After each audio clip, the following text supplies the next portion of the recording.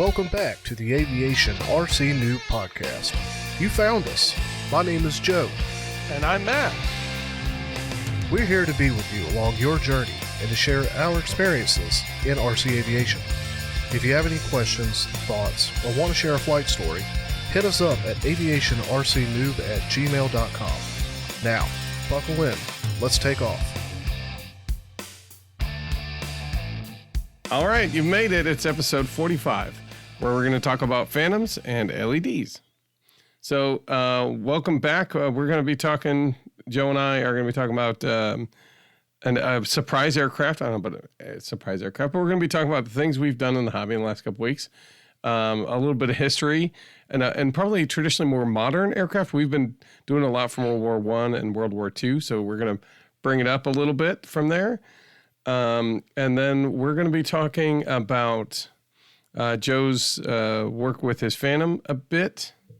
And then we're also going to go and talk about I'll call it part 2 of night flying, which is talking about all the lights that make it so you can fly it at night. Mm-hmm. What are they, how to select them, and what all that stuff means, because there's a lot of weird lingo. So let's get into it, Joe. What have you been doing the last couple weeks? Oh man, it's been an interesting 2 weeks. There was a personal thing that went on that I won't really talk about here because not the place, but it's been finishing up some work. There was things going on with work that got a little interesting, and then just playing around a little bit. I did get to get out and fly the Phantom a little bit. I can go ahead and talk about that now, I guess. Okay, yeah, we'll move it up. So, I picked up a drone camera quad last time, and it was the Phantom 3 Pro, right? Is what you said? Yep. Okay. Yep, Phantom 3 Pro. There was a thought that it might have been a Phantom 4 before I bought it, but then the guy went and looked and said, "Oh, it's actually a Phantom 3," which is not too huge of a deal. I think there's some differences in the camera and some of the functions, but yeah, some of the technology. Those things go by leaps and bounds when you blink. So yeah, that's probably the camera and some of the flight controller stuff.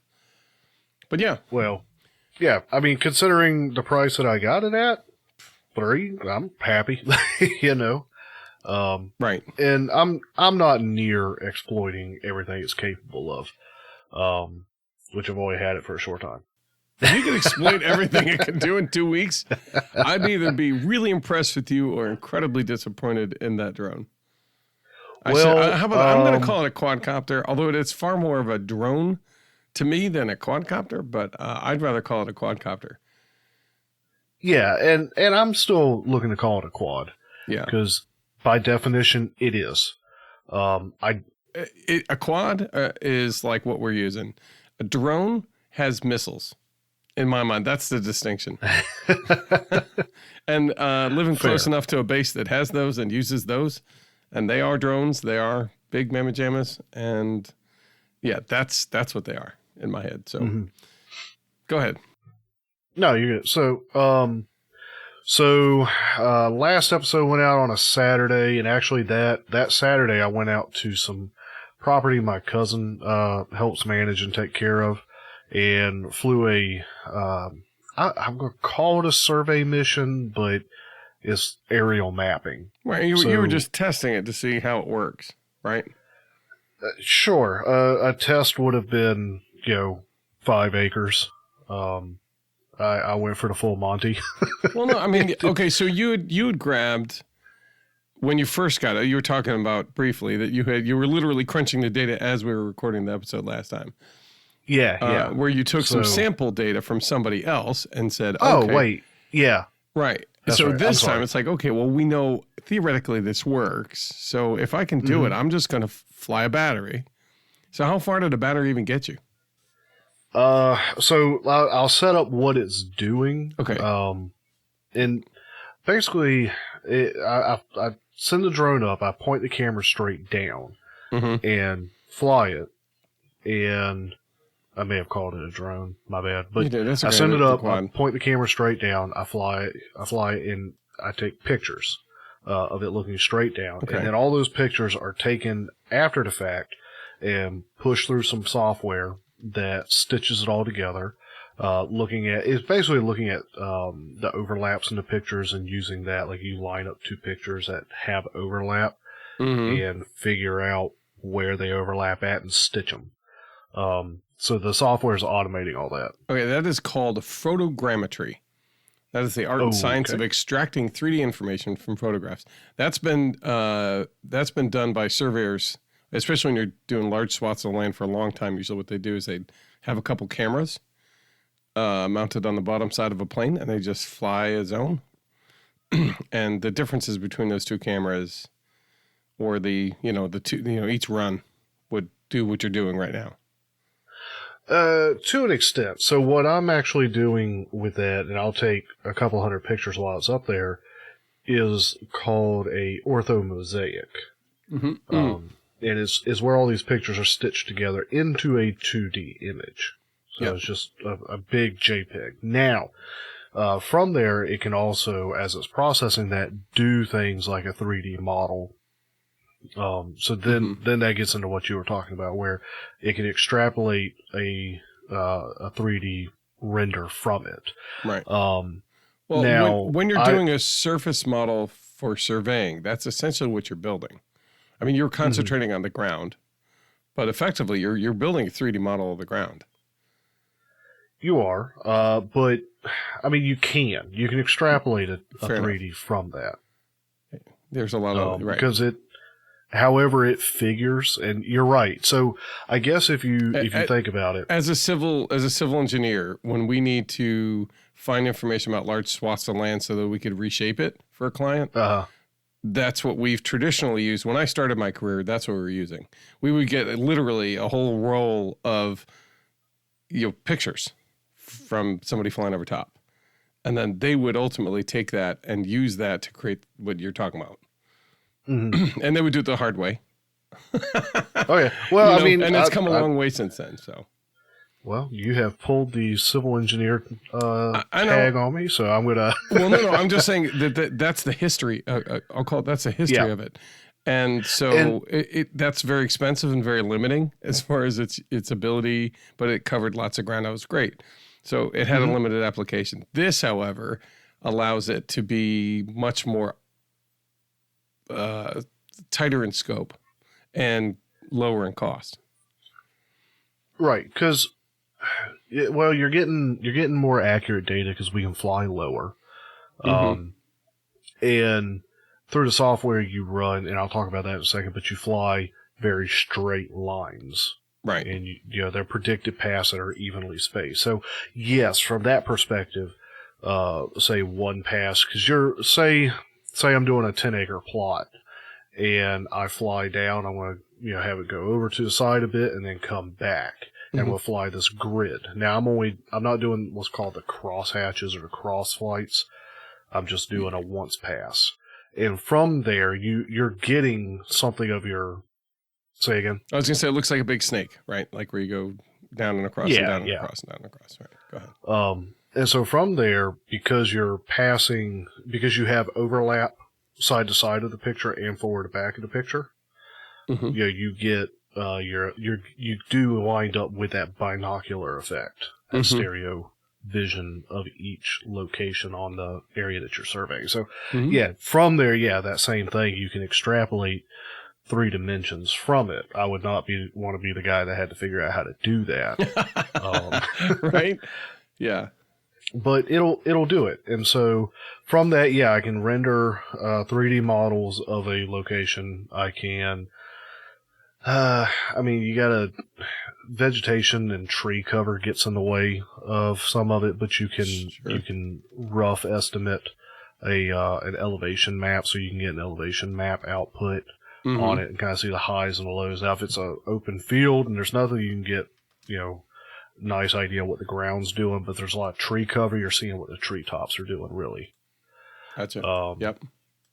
So, anyway, so I go out there and, and that's, while I may say aerial surveying is really aerial mapping is all I'm doing right now, is setting it up and mapping the areas, and then I can pull information from that and have it generate different things. But I would love to get better at that and figure out how to do that in a way that is beneficial and able to do stuff with it. But because you're looking at ways that you can recover remote control hobby costs or reduce it with some of making them go to work for you, dang it. Mm-hmm. Cool. And I mean, and we've talked about it a little bit, where even breaking into the agriculture side, mm-hmm.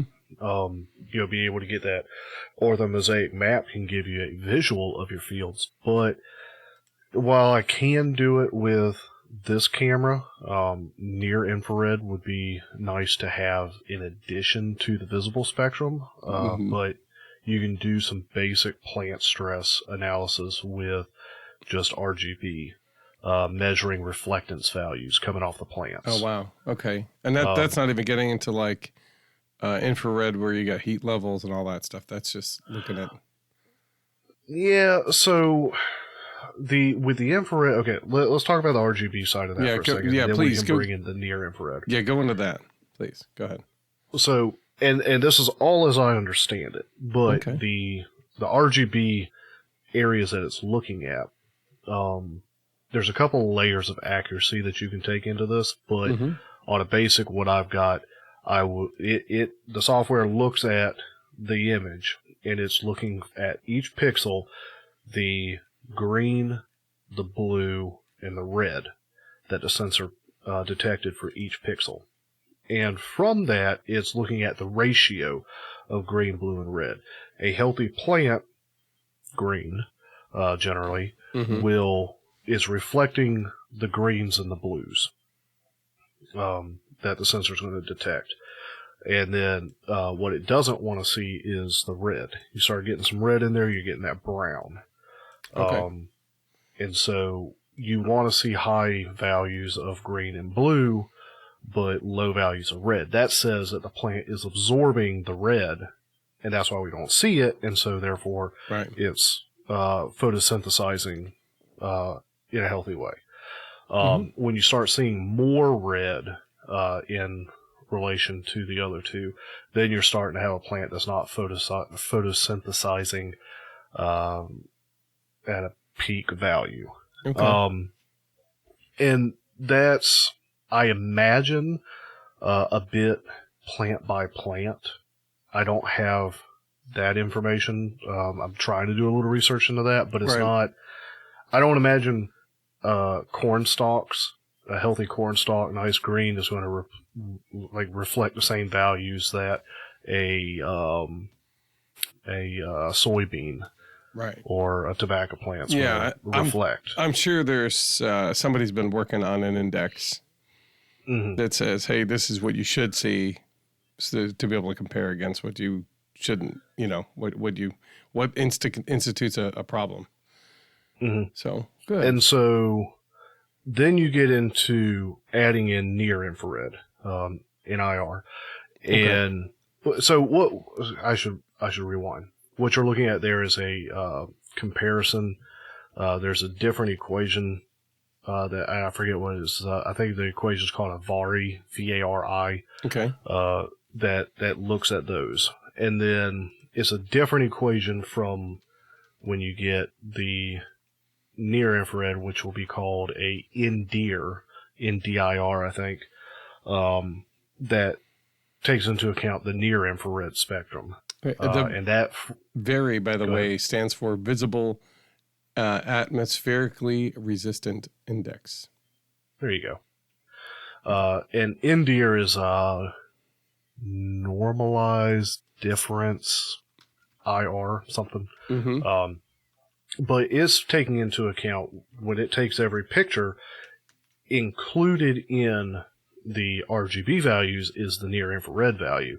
And so every pixel has 4 values that it's looking at. And now you can get into how much near infrared is being reflected off the plant as another metric. Right, yeah. Just something that we can't see with the naked eye.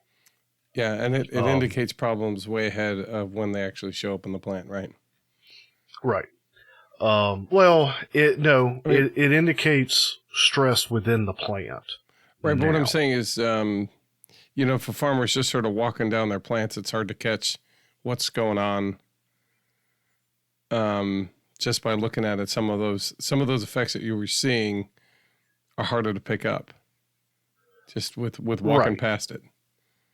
And just walking your fields, you're seeing, if you see a smooth transition from lush green to maybe not quite so lush green, if that transition is you're walking through the field, you're not going to see that.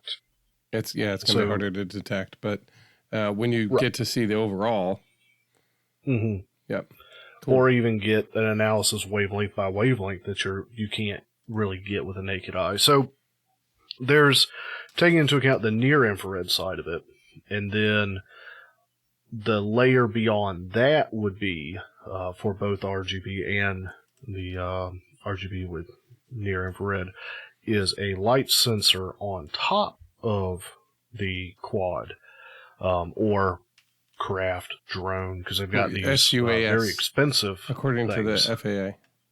What's that? SUAS, Small Unmanned Aerial System, according to the FAA. And so for this one, I won't say quad because I specifically know there are Phantom. No, it's not Phantom. I forget. Oftentimes they'll call them agricultural drones, right? Are you talking about those? Where they're bigger, they have a lot of payload, they can carry more. No. So what I'm thinking is actually a fixed wing craft. Oh, okay. And those things, they fly forward a lot faster. It's because so much of their power is involved with the forward momentum. Right. And they're not spending a lot of power to keep up in the air. They're actually keeping the air by moving. So the wing is those doing fixed wing ones can cover insanely more amount of ground, and it's got the cameras mounted in the belly looking down. Right. And so that's where I'll say other craft. But they'll have a light sensor mounted on top, and every time the cameras underneath fire to take a picture, it pulls in information and attaches it to the picture of how much light was available at each of those instances. And so what that's letting you know is how much blue, how much green, how much red, and how much near infrared was in the area shining down on the plants at the time that picture was taken. Okay. And then they're able to subtract those values out and use that as a comparison. Here's what was available. Here's how much the plant's reflecting back. Right. And based on that, even more accurate health analysis of the plant. Wow. Now, almost like kind of normalizing the levels so that you can compare maybe one day to another and make meaningful data out of it. Right. And that's very important because without the known value of how much light was there to begin with, it's all relative. All your health analysis is relative at the time that the flight was done, assuming a clear day with no clouds. If you have a cloud roll over halfway through your flight, it's going to throw your values. Yeah. So there's that. Anyway, going back, that's some of the flights I've been doing, is, doing that kind of mapping. And so, rather than being safe and saying, I'll map 5 acres, I went for the full Monty of 83 acres, that he was over. Wait, I can get more with this battery? Let's see what we can get. Yeah. So, because I was only interested in doing a 2D and a straight down looking, I didn't need the cross flights. Say the up downs, I didn't need the left rights. The left rights would make it they use those for more accurate 3D model rendering. Okay. But just doing, say, the up downs, or just the left rights, that gives you enough to stitch the pictures together. You just you lose out on a lot of the 3D benefits of it. So, but the flip side of that is you get longer flight times because you're not longer flight times, you get more area that you can cover because you're not doubling up. Right, yeah. Or quadrupling up because you're already kind of having to double up. Right, it doesn't work if you're not doubling a little. Yep. Right. And there's other things to take into account of what altitude are you flying at, because when you fly at a lower altitude, you're going to get a better ground resolution, but your field of view is smaller. Yeah. Right, so you got to make more passes. So there's a balance of how accurate do I want my resolution on the ground to be versus how much fly time do I have and how much, ground do I want to cover. So I think I was flying at 200 feet, and just doing the up downs, the one pass and running, and I was able to get the 83 acres. All right. Now when it came back, it was giving me a low battery warning, but it made it back. And then the software that I'm using, as fun as that is, I enjoy seeing it do its thing and working with it doing, but I'm not the one flying it in that situation. It's mostly autonomous doing that. That's what you're saying. Completely autonomous at that point. I load up the flight plan. Yeah, I connect my phone to the transmitter, and there's software on it there's an app to communicate with the transmitter, so I can get the live camera feed from the quad to my phone, but also say here's my area that I'm at. I want to fly this mission, or I can create the mission before I go out and say here's the mission I know I want to fly. Go out there, finish up some last minute, details. If I say I need to change something before I go, set it on the ground and, let her rip. Yeah. It's a different experience from a racing quad. It's, yeah. I mean, it's different in its general nature, though you can just say, hey, go, auto level, we'll stitch up into the air. And if you found the balance, you could probably just chill for a minute. But not long. So it doesn't have altitude. They don't have altitude hold typically. Yeah, this one has GPS altitude and all that holding, and it'll sit there and hover, within a couple foot area, up and down, left, right. But there's different modes I can put it in, from a GPS lock to special functionality flying, where forward's forward, but then maybe I'm the center point, so anything away from me is forward, anything towards me is back. So, left is always left to me, right's always right to me, regardless of the orientation of the drone. So there's all kinds of stuff that can be done. And that's really helpful for people who don't really want to learn, I'll call it the details of RC flying. Right? I could see that.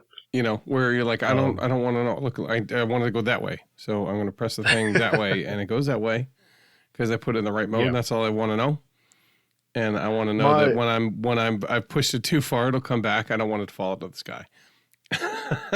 and my only argument. Go ahead. No, you're good. My only argument to that point would be if this quad is expensive. Even used, it had a healthy price tag to it. And given what it does, its price point and all, this is not one that...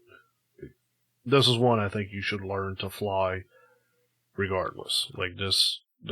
I don't think you want to have something like this and use the crutch of GPS flight. Right. If something does go wrong, not that you can do a whole lot about it when you're on the other side of an 83-acre farm, but if you can, you want to be able to kind of get it back to you.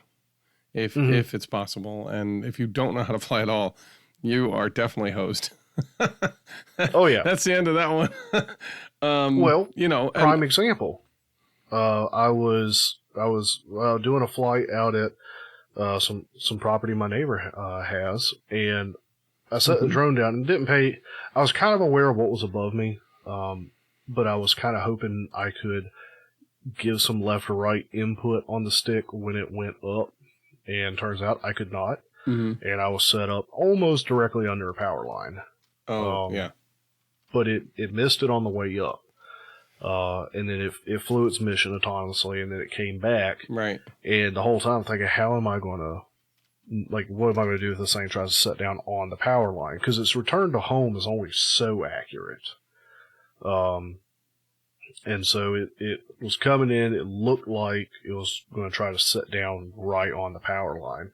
And I managed to realize I could probably throw the switch that changes its flight mode from special function to GPS, because it's got to be in the special function mode for the app to take over the flying.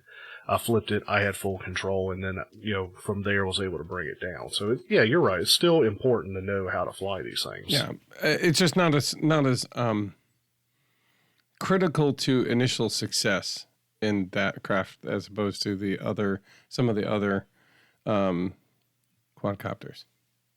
Yeah. Well, in that case, but that's what you're in for when you started. Yeah. Yeah, good. And in that case, keep it close until you're confident. Exactly. That's what I've been trying. So, question for you then. What tools are you using to take these images? Do they come back and it's easy to just sort of go, does the thing already have a stitch me option and it just sort of starts putting it together? Do you have to download stuff? And what have you been using so far that you've had success with? Or even if you haven't had success. Yeah. What'd you try? They come out of the camera as a JPEG right now. Little micro SD plugs into the camera, and I pull it out and stick it in my laptop. So they offload as JPEG. From there, I've got free trials going on with a couple different platforms that will handle the processing of it. So Drone Deploy is the one that I'm using that has the image processing, and that's also what I'm using to plan my flights and missions. But my free trial is about to run out on that. But I was also processing on my computer with something called Open Drone Map, ODM. Okay, so because it's open software, it is free to use, and the idea that if you have ways to contribute and make it better, with any luck, you'll help them do that, even if it's just testing it. Well, and just open stuff in general. Yeah. The desire to have stuff openly available. It's not, a lot of times open source stuff is perhaps not as polished and nice and well-rounded as paid stuff. Now, there's plenty of software that's open source that'll debunk that statement. Right. But I'm using ODM, Open Drone Map, which was interesting to set up and is interesting to use. And by interesting, you mean resource hog. It wasn't simple. Yeah. Okay. I had to get a Docker application, which is basically a virtual machine program. So it fires up small virtual machines on command for the instanced task you're trying to run. So there's that, and it can take a long time. It is a lot of processing power and a lot of memory, mainly. Yeah, I noticed last time when you gave it that first go, or something like it took a while. But I mean, it's chugging through so much data. Oh yeah. Yeah, you figure it's breaking down and looking at every pixel from a 4K camera, and I'm pushing over 300 images through it. Right. And it's a lot of data. Trying to overlap them and make them one seamless thing. And compare them so that you can get elevation data. Yeah. It's pretty incredible, honestly. Yeah. It's nuts. Props to the guys that can program that kind of stuff. So, that's about it as far as flying, because I've had several flights with that. I've flown property out there at my cousin's place. I flew around my parents' place. I flew my neighbor's, 45 acres, and I flew around my place doing all that mapping. Okay. I mean, it's obvious that, you spend a lot of your time learning what's available, what's possible, what you want to try, and then with all that, getting it so you can try it. It sounded like 2 full weeks to me. It's been a lot of listening, and a lot of listening and a lot of reading. I bet. But I got one more thing before I hand it off to you. Okay. And see what you've been up to. I did something for us for the podcast today. Oh, what did we do? What did you do? What did we do? What did we do is we got a Patreon going. Oh, what? Yes. Oh, man, we need to mark the day. So you and I kind of talked about it a little bit. And, we did. There's no expectations. Mm-mm. None of that. Just, we've been doing this for 2 years. We've never really talked about it a whole lot. Not that anybody's reached out. We're just going to have the option available there for anybody that wants to become a patron. There's no extra benefits at the time for it. Matthew and I don't really want to keep anything behind a paywall. But if you would like to contribute, support, help keep the website up and running, or put a little dough in the hobby fund, if you will. Yeah, then you can head over to www.patreon.com/aviationrcnoob. Okay. We'll have that in the description. Good. That's exciting news. It is. And I'll talk to you a little bit about that off air, but like I said, there's no expectation on that other than if somebody wants to, if one of you guys want to. Right. If you look, if you like what we're doing and you want to help us support, Joe and I do this on a shoestring budget. We're not needing a whole lot per se, but if you also want to see us do some like silly stuff, that's going to require some money beyond what we normally would put into the budget. So if you want to support us doing some, I'll call it meatier things, that's one way to do it. That's one way to help out. We've got the website, and we've got the things we do and some of the other avenues, and those all cost a little bit. So when you help us out with Patreon, you help us cover those bills, and we just, it just lets us know that you appreciate what we're doing and beyond listening. And we appreciate all of it. Mm-hmm. So thank you. So if you do, again, thank you in advance. Yep.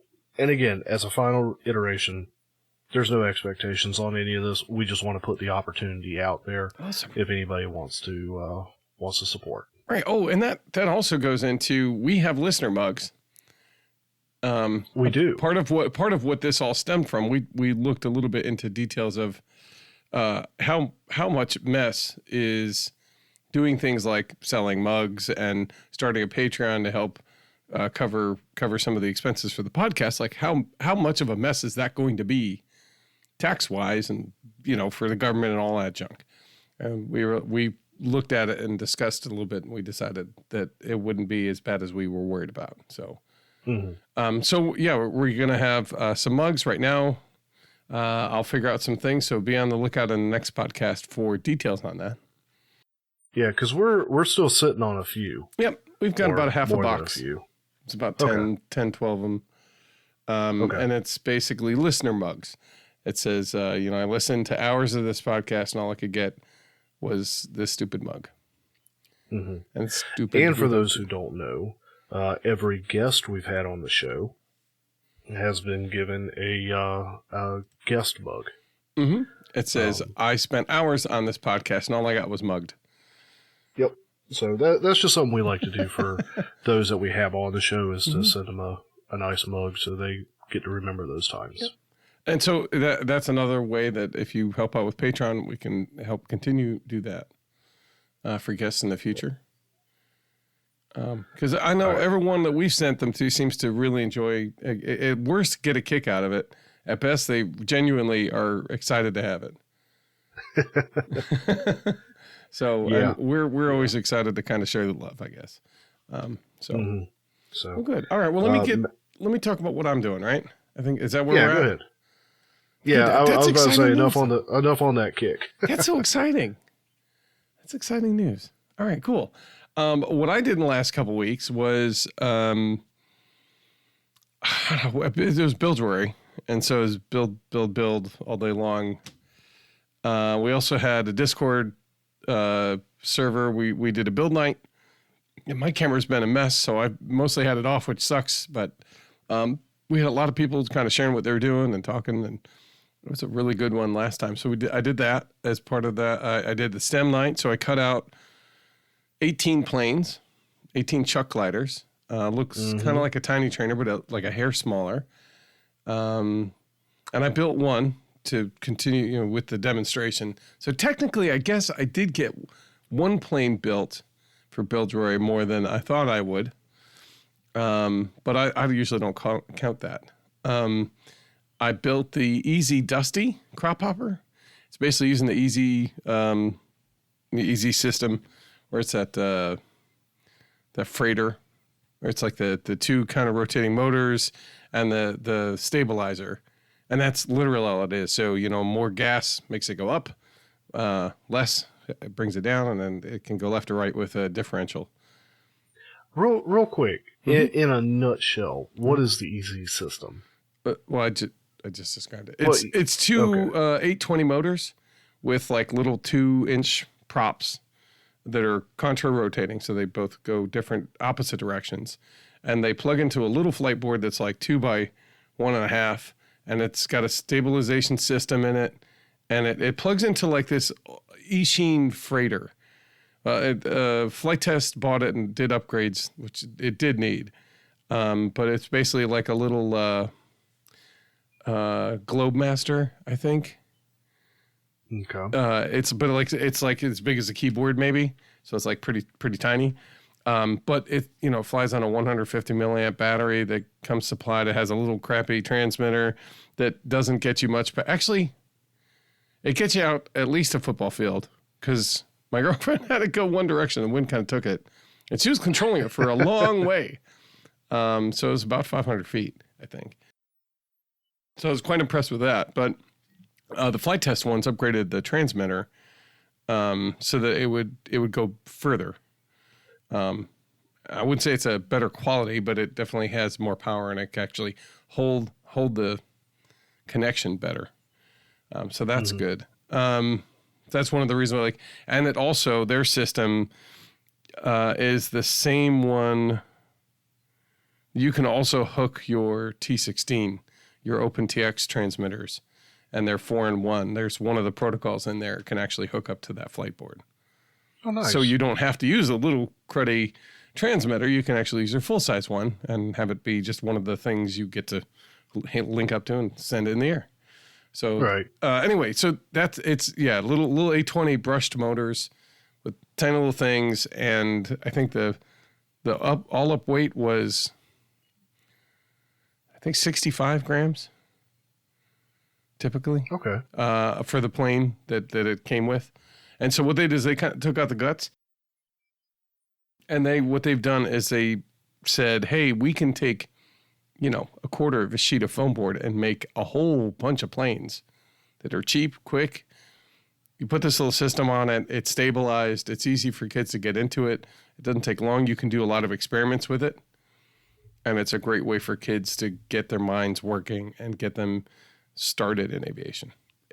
I say kids, but because they focus more towards STEM, that tends to be for kids. But honestly, it's great for anybody.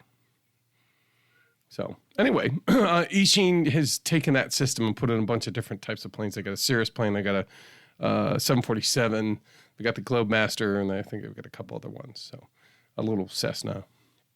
So it's a popular little thing. It's not a bad investment. Just, if you dink your plane to the ground and bust it, don't cry. Just get some foam and build a different plane. Put the system in it. So somebody on the Flite Test forums had built like the easy version or easy size. And again, though it's probably about as big as, the keyboard. And, so I had a spare system kind of in one I built.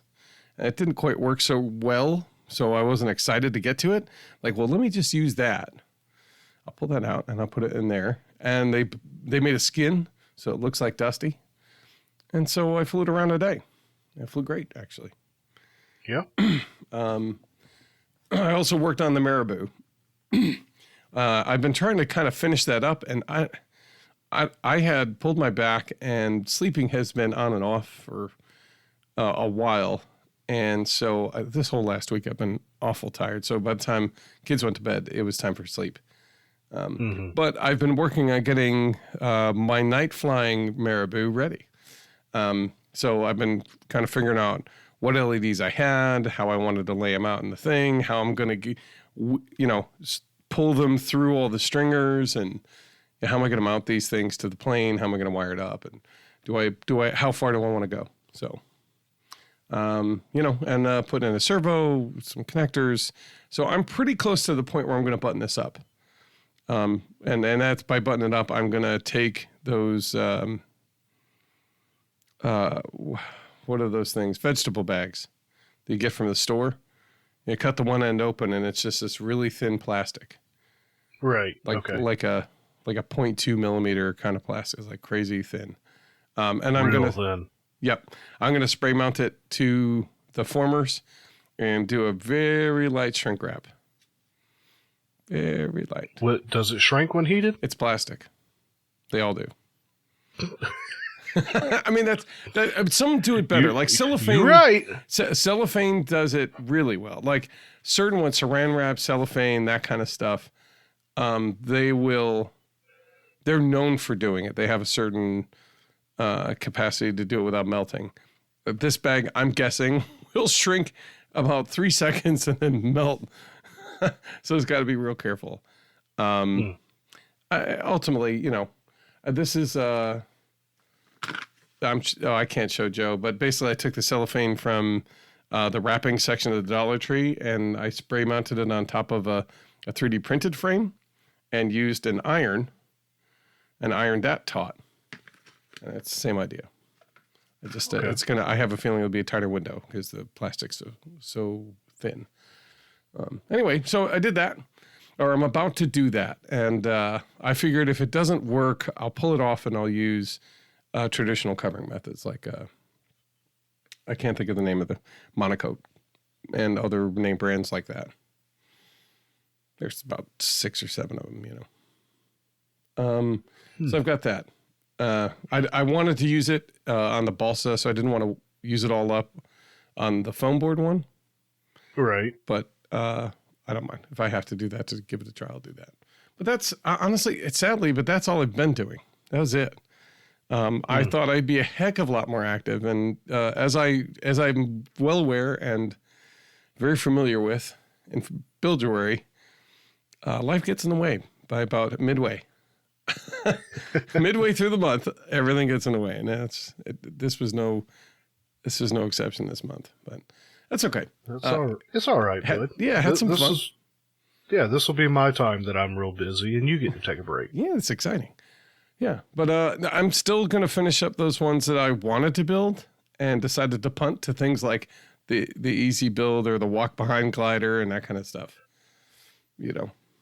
I still have those other planes I want to finish up and get in the air, so I'll do that. And this coming month, I just won't be under the gun. But that's it. So I guess that brings us to community. Did you want to tell us about when the next Builduary is going to be, or the next build night? Oh my God! Because I talked about the Builduary build night, which was basically a couple weeks back, and we were intending. I really had the best of intentions to build every weekend, every Friday, and just life got too difficult. Well, you were doing it there for a bit. I did, yeah, and we had a couple spontaneous nights, and actually that one spontaneous night. That went amazing. There was a lot of people who were ready to build that night. Yeah. It was good. We had a guy from Africa, South Africa, a guy from, I thought, England, California. Did I miss the South Africa guy? Yeah, he came on later. No, you might have been there right when he was there. I can't remember because you came on at the end of it and he was there from like 10 o'clock on. So he was there for a while. His name is Matthew as well. He's a biker. He won his competition, by the way. He was doing a bike race, and he won. Nice. Yeah. I said, are you going to train? And he's like, I don't know. I'll probably do something like the day before. He must be pretty young.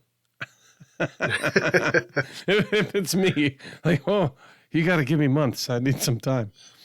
Yeah. Anyway. I feel you. Oh, man. All right. Well, okay, so build night. Looks like, I know you were telling me, what, March 25th? Yeah, I think that's going to be a good day.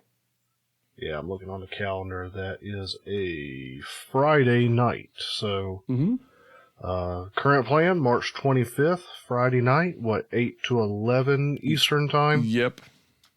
Okay. We'll be doing some building. Don't know what we'll be building yet, but we'll be building something.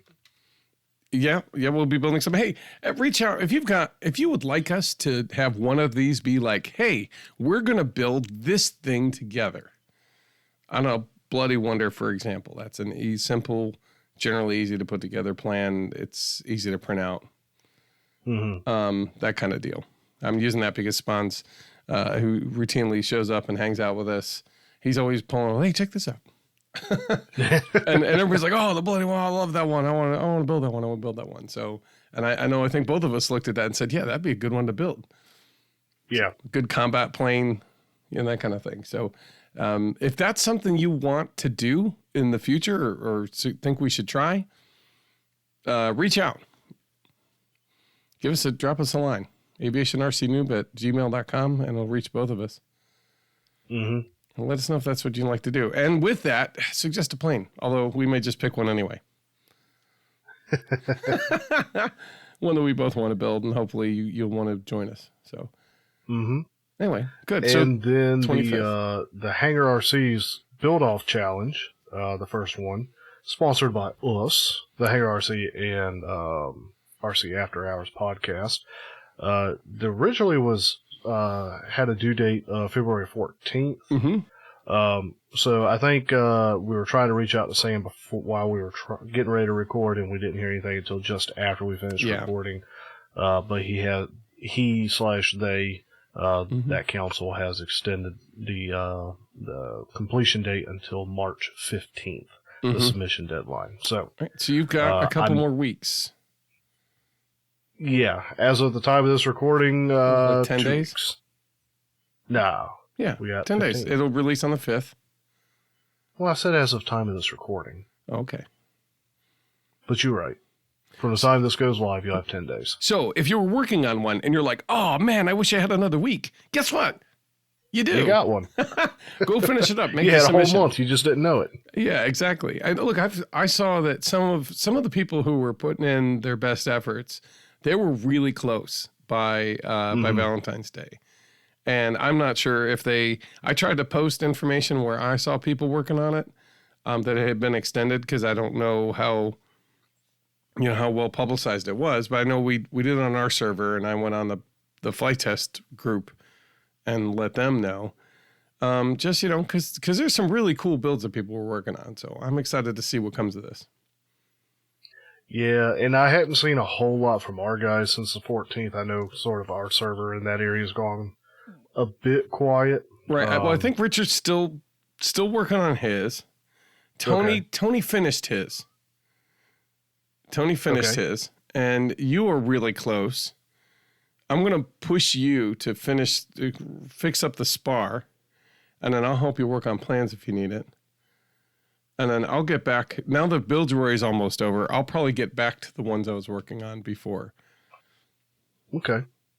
Well, we'll see. I won't make any promise, but I'll certainly try to see if there's a way to fix that fuse. You know what? Hang on. Let's talk. Let's have a topic for a second. All right. Let's talk. Hold on. Wait. Everybody, let's just pause for a minute and let's have a side conversation. Yes, we interrupt your regularly scheduled program. Foam tack. Okay. It came unglued. Sorry. I don't know much about foam tack, except it's like rubber cement. Well, that it's either a foam-safe rubber contact cement.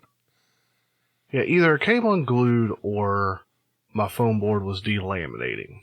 Because my spacers in there, they're like, the spacers are no longer sticking together. Okay, it is very likely. Unless you pulled the paper off the foam and then foam tacked it and pressed the pieces together, very likely the paper, right? Which is very likely the paper delaminated. Okay.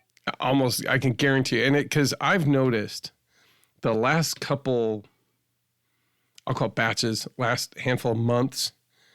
The foam board is more brittle, and the paper comes off a little bit easier than it used to.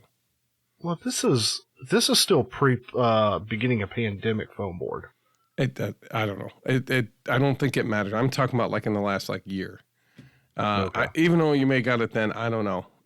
Paper's always been kind of hit or miss. There's sometimes I try to take the paper off and I'm wrestling a gorilla. And there's other times, I breathe on it, it starts coming off. Yeah. So that's always been hit or miss.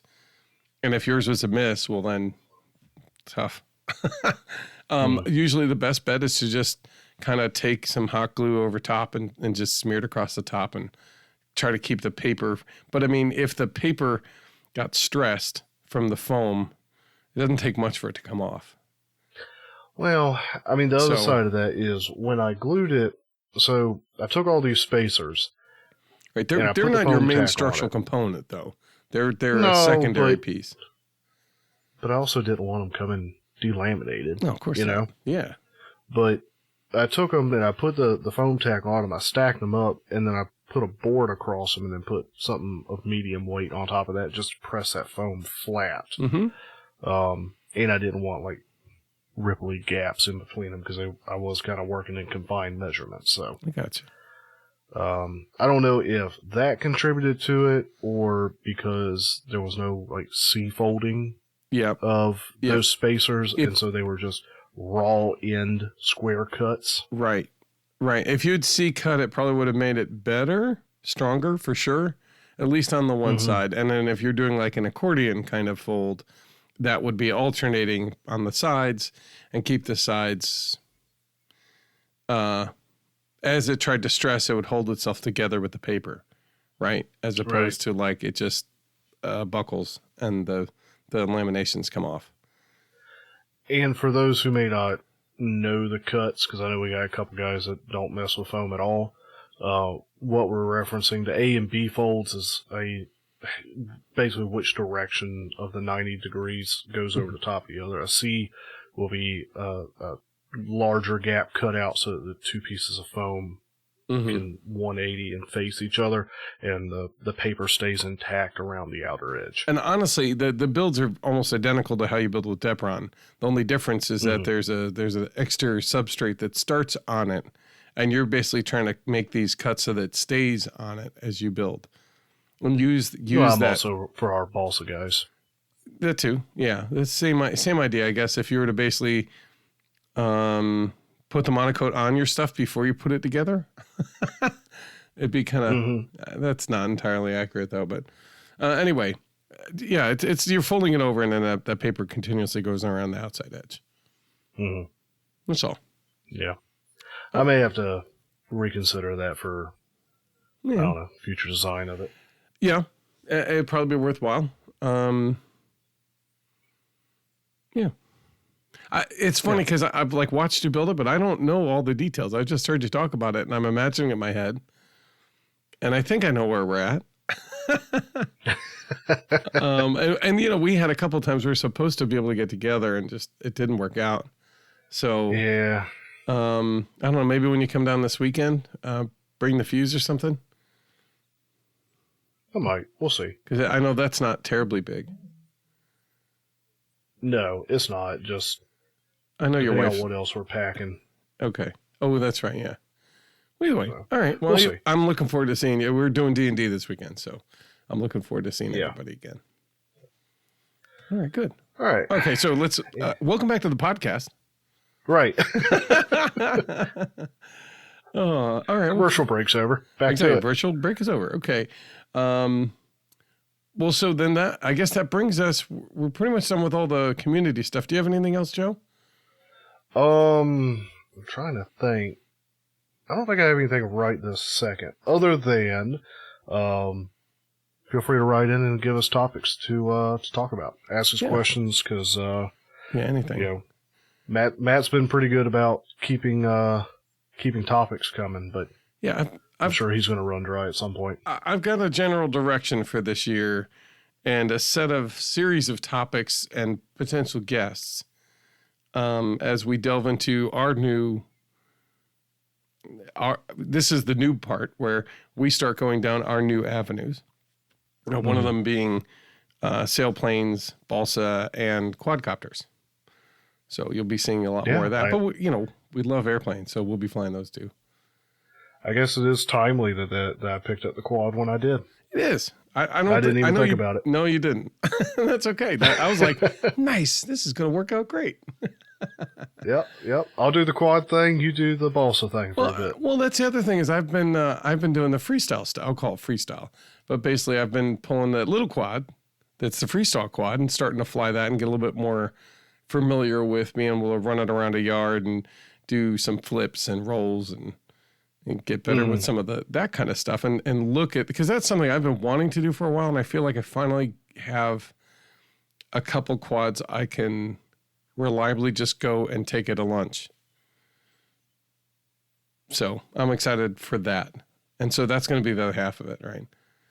Also, all the LRS stuff that I picked up is in. So now I'm going to go through we talked about how I can take the 900 megahertz system from the R9M. What is it? The Sky Zone stuff?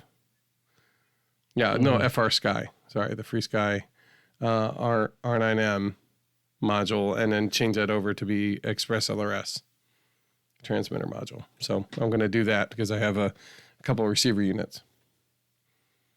Okay. Okay. So let's talk about what our mystery history plane is. Oh, I like that. Mystery history. Yeah. Well, every time you come on, I'm like, what are we doing? You're like, I'll tell you when we get there. I'm like, what? Mystery to me too. Yeah, that's because I started working on this about an hour and a half ago. That's all right. This is how we've been recording for an hour now. It gives you an idea. So we're going to talk about the Fairchild Republic A10 Thunderbolt 2. Wait, A10. That's the A10. A10 Warthog. You mean it's the Warthog? Yep. It's the Warthog. Yep. Nice. Also known as the Tank Buster. Mm-hmm. Very iconic craft for those familiar with the United States Air Force, and even in the theaters it served in, well known. I'm not sure how well known it would be in other areas of the world. That's an iconic gun mounted on the front of it. I'm pretty sure anybody who's ever seen or heard that knows this airplane. But we'll get into that in a minute. And if there was a sound to describe this plane, it would be burr. It's so true. Yeah, and I get to hear them pretty regular because there's a firing range. I feel like it's the A10s. It could be the 16s doing their things because I never get to see the 10s. So it could just be the 16s, but it sounds like the 10s. Okay. So I actually got to see an A10 doing strafing runs on a practice location back when I was in high school. Our ROTC unit went out to the firing range that they use, and an A10 came in, was doing some runs, and that was weird to. You kind of heard a couple different, where you saw and heard a couple different things. He would do his run, you would see the ground over where he was shooting just start boiling. Just and then you hear the pops of the bullets, and you're like, oh, that's where he's shooting. But that was the sonic booms of the bullets going past. And then you heard the of it actually firing. Wow. So a couple things to that process. It is, but if you've ever heard it or seen it, you just go, what? Yeah. It's pretty special. I'm sharing a couple pictures of my memories, which are G.I. Joe. They had a plane called the Rattler or the Tiger Rat that was modeled after the A-10. Yeah, it was. Looking at it. Yeah, it just had a motor. That was a souped-up A-10. Yeah. So why is it called the Tank Buster? Well, it was really good at taking out the tanks. Well, okay, so how about this? What is its role? Is that Okay. what it was designed Well, you're just throwing me off with these pictures. I want to say for? Sorry. that Okay. cool though those pictures are, They're not the same. the design of them unfortunately negates some of the benefits of the original design of the A10. It's a toy. And I'll get into some of that. The G.I. Joe stuff, it's a toy. It's not supposed to be accurate. I know. So, getting into it, the purpose of it, and I'm just going to read this quote because I couldn't think of a better way to summarize it or paraphrase or rewrite it. It was the first Air Force aircraft specifically designed for close air support of ground forces. That's from www.af.mil.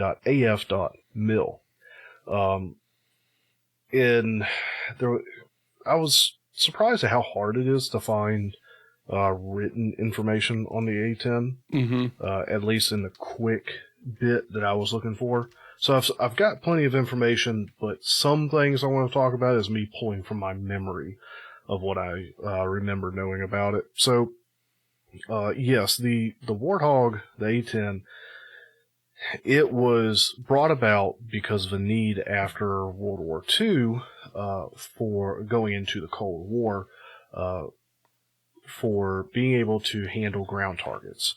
During World War II, and I'm not going to remember the plane, I was just listening to something while I was working on my wife's car before we got going. The Germans had a plane that they used to good effect on ground targets, and it was a dive bomber of sorts.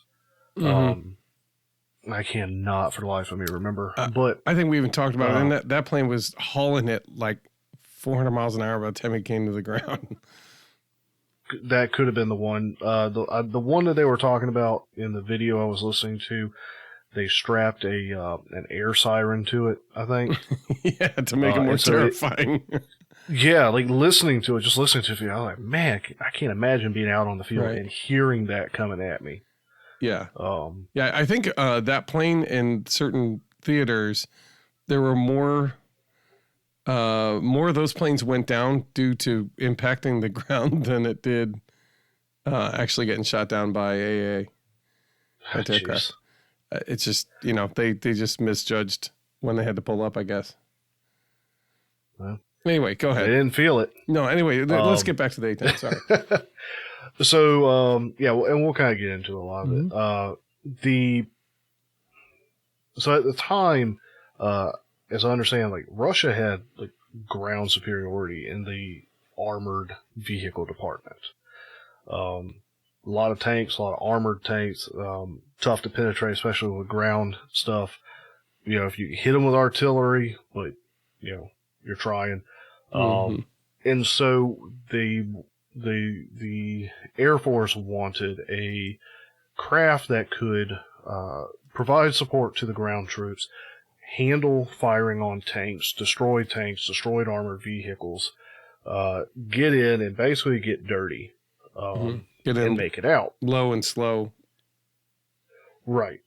And as far as low and slow, I can give you a couple stats here. Its maximum speed was 439 miles an hour or 706 kilometers an hour at sea level.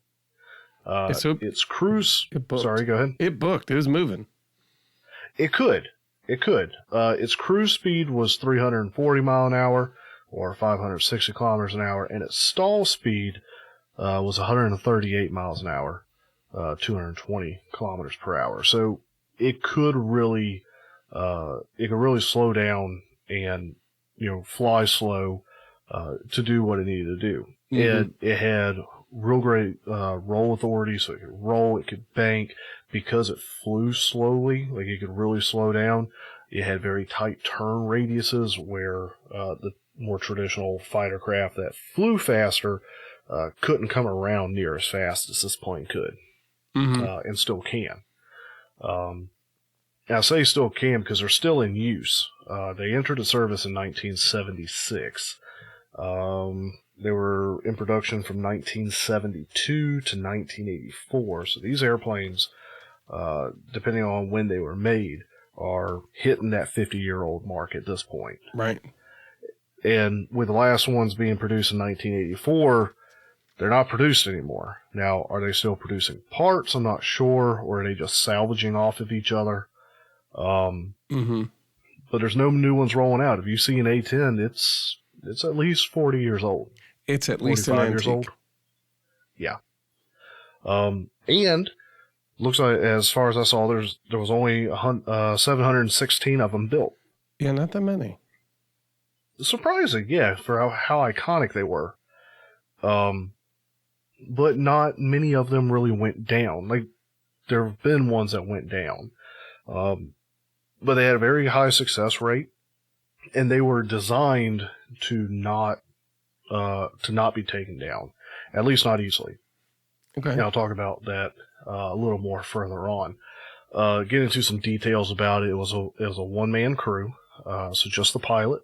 They sat in a bubble cockpit, so they were kind of up on top of the plane, nice bubble canopy all around, so they had great vision all around them. Length of the plane was 53 foot, wingspan was 57 foot. That's actually pretty odd. It is. It sort of makes it stocky looking. Right. Yeah, and the wing is actually mounted more like mid fuse, which is, I mean like front to back mid fuse. Usually, planes kind of have like the wings are near the front ish, and that's partly because the engines are typically in the front.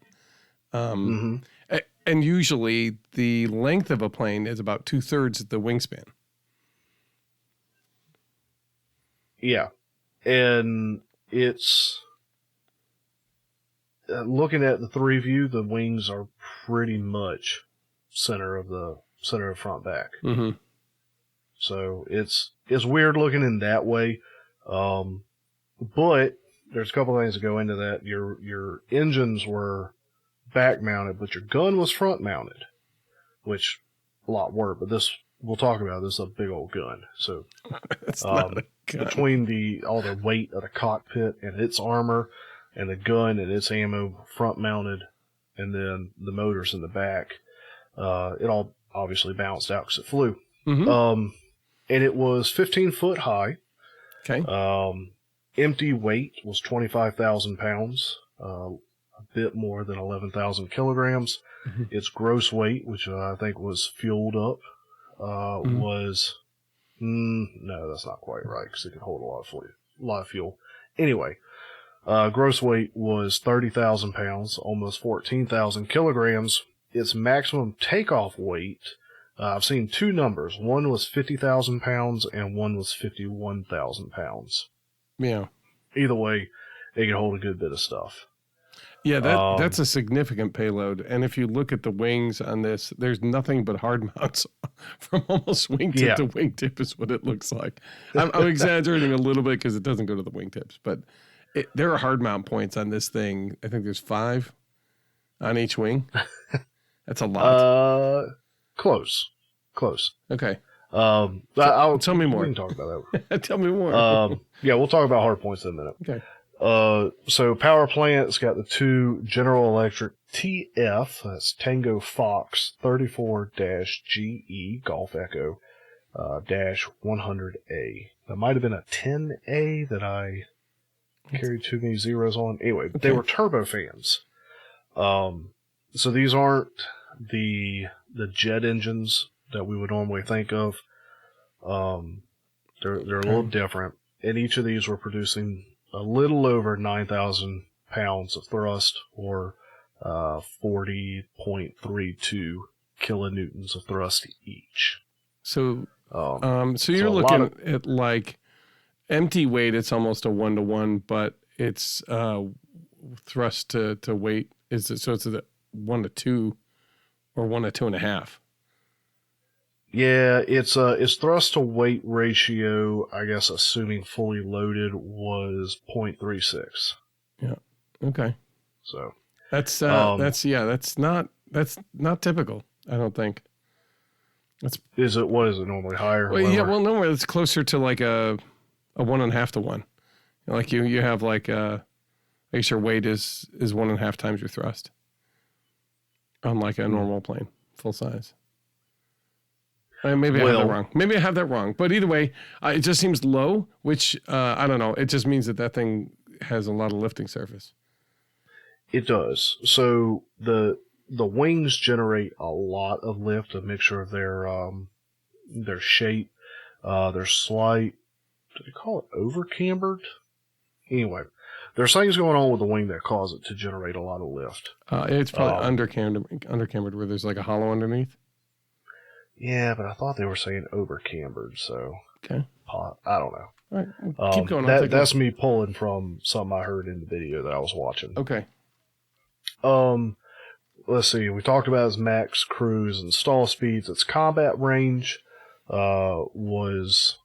I'm going to read this off, then we'll kind of theorize about the 250 miles or 400 kilometers close air support mission, 1.88 loiter time at 5,000 feet or 1,500 meters, 10 minutes of combat. So my assumption is that's all inclusive of that.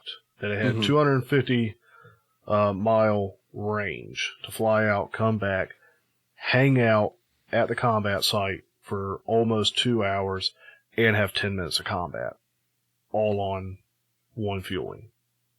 Yeah. Is my assumption on how that's laid out. That's what it sounds like to me, too.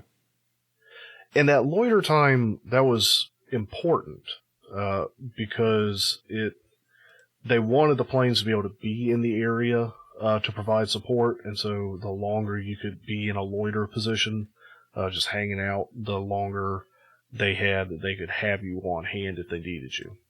Okay.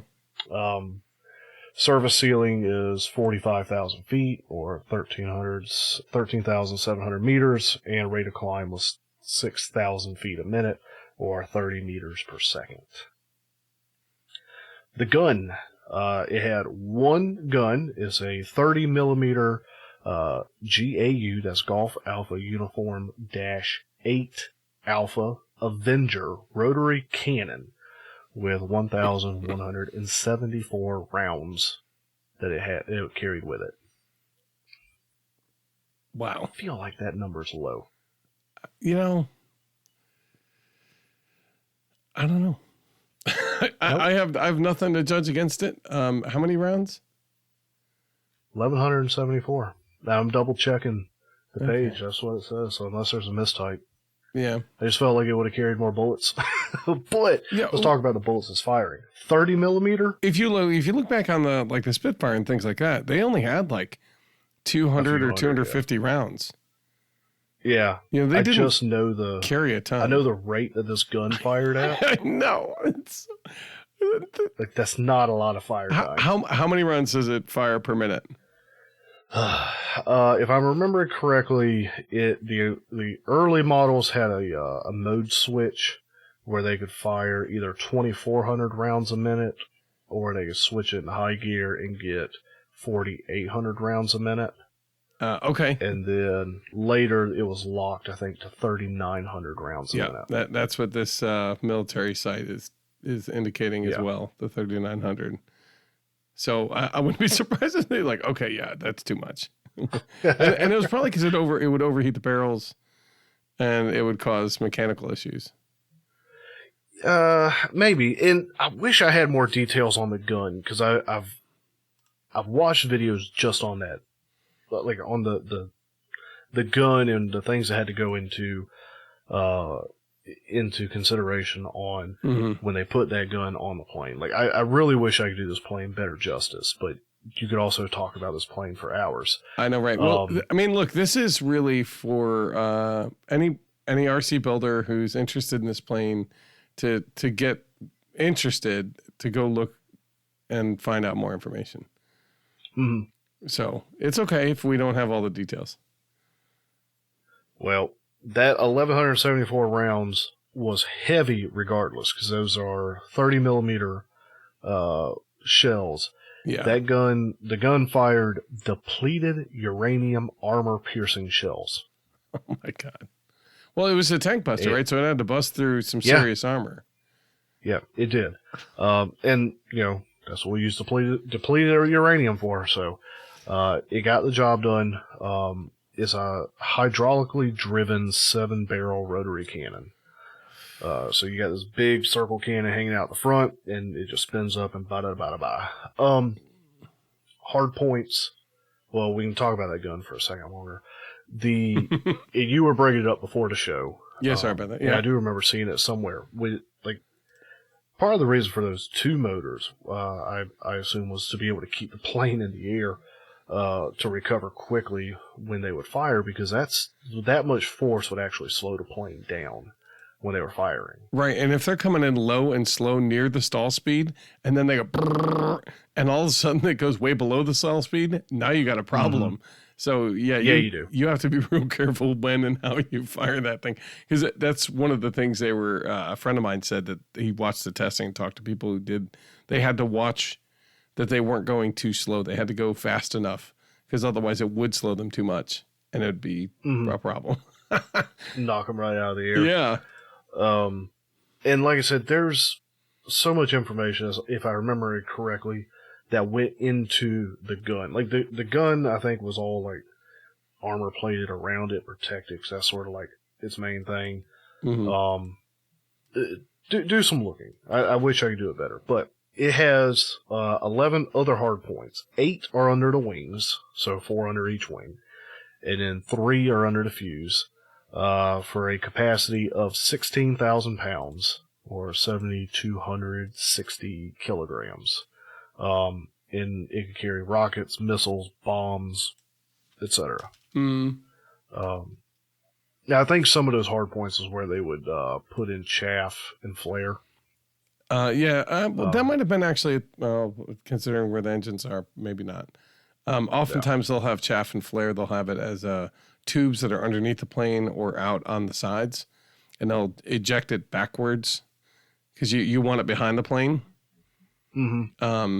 Because what you're doing is, I think they're like little magnesium flakes, so they're super hot, so that if it's a heat seeker, it'll go towards that. But I don't know that much about it, but I do remember that was I was like, what? That's crazy. Mm-hmm. Yeah, and talk about heat seeking, part of the design of those motors, there was what they call there was a large amount of pass through. Mm-hmm. So a lot of just other air going through the motors, which helped to keep them cooler, so there was less of a heat signature. Mm-hmm. And the motors are actually angled with pointing down. The backs of the motors point down. Mm-hmm. And that ends up, I think, blowing some of the exhaust. Either the rudders, because it's got two rudders on the back, 2 vertical stabs and a rudder. Those help shield the vision of thermal if the missile's coming from the side. But also, I think the way that the motors are mounted and angled, it helped like spread out the heat wash coming off the motors. Okay. By hitting the tail section. I could be wrong on that, but I think I saw or heard something about that. Okay. Well, I mean, it's something to that effect, where they use the geometry of the tail of the plane to help assist in reducing, I guess, the heat signature. Mm-hmm. Nice. The motors were high mounted the way they are for a couple of reasons. One of the benefits of these planes is they could be used in forward operating situations, so they didn't have to have a dedicated airfield or a nice airfield. A field strip could be made that they land on. I think 1,500 feet was all they needed. Oh, wow. That's not much at all. No, it's really not. And they could land, turn around. They could be rearmed and refueled, I believe, while the engines were still running. Like there wasn't any danger to the ground crew moving around it, where there was less danger to the ground crew. So the engines didn't have to be shut off, which meant they didn't have to be fired back up to get back in the air. Right, I'm just trying to think. The plane is 15 feet high. Those motors are probably about a good 10 or 11 feet, which means the bottom of those are clear to about like 6 feet, 7 feet. Yeah. And it also helped with them being higher mounted like that, of not like catching crap off. Catching fire to the runway. Bad. Yeah, like they're landing on makeshift, quick cut, whatever's. Right. They're not so worried about sucking stuff up as they're landing or taking off. Right. Right. So yeah. First, we'll get into my factoid segment. Joe's Factoids. First used in combat during the Gulf War in 1991. So they had been around, but they were around for the Russian Cold War threat, but they never got to be used. Now they were tested. They were kind of put to the test, I think during the Cold War, towards the end of it. I heard this in the video I was listening to. Apparently, the government, the Air Force, somebody from around the world quietly bought up like 600 old Russian tanks. Okay. And took them out to a field somewhere out west in the U.S. And I was only part way listening to this point, but had the A-10s go hog wild on them. And just see how they perform. To see what they could do. Yeah. Yeah. Because that's what they were expecting to fight.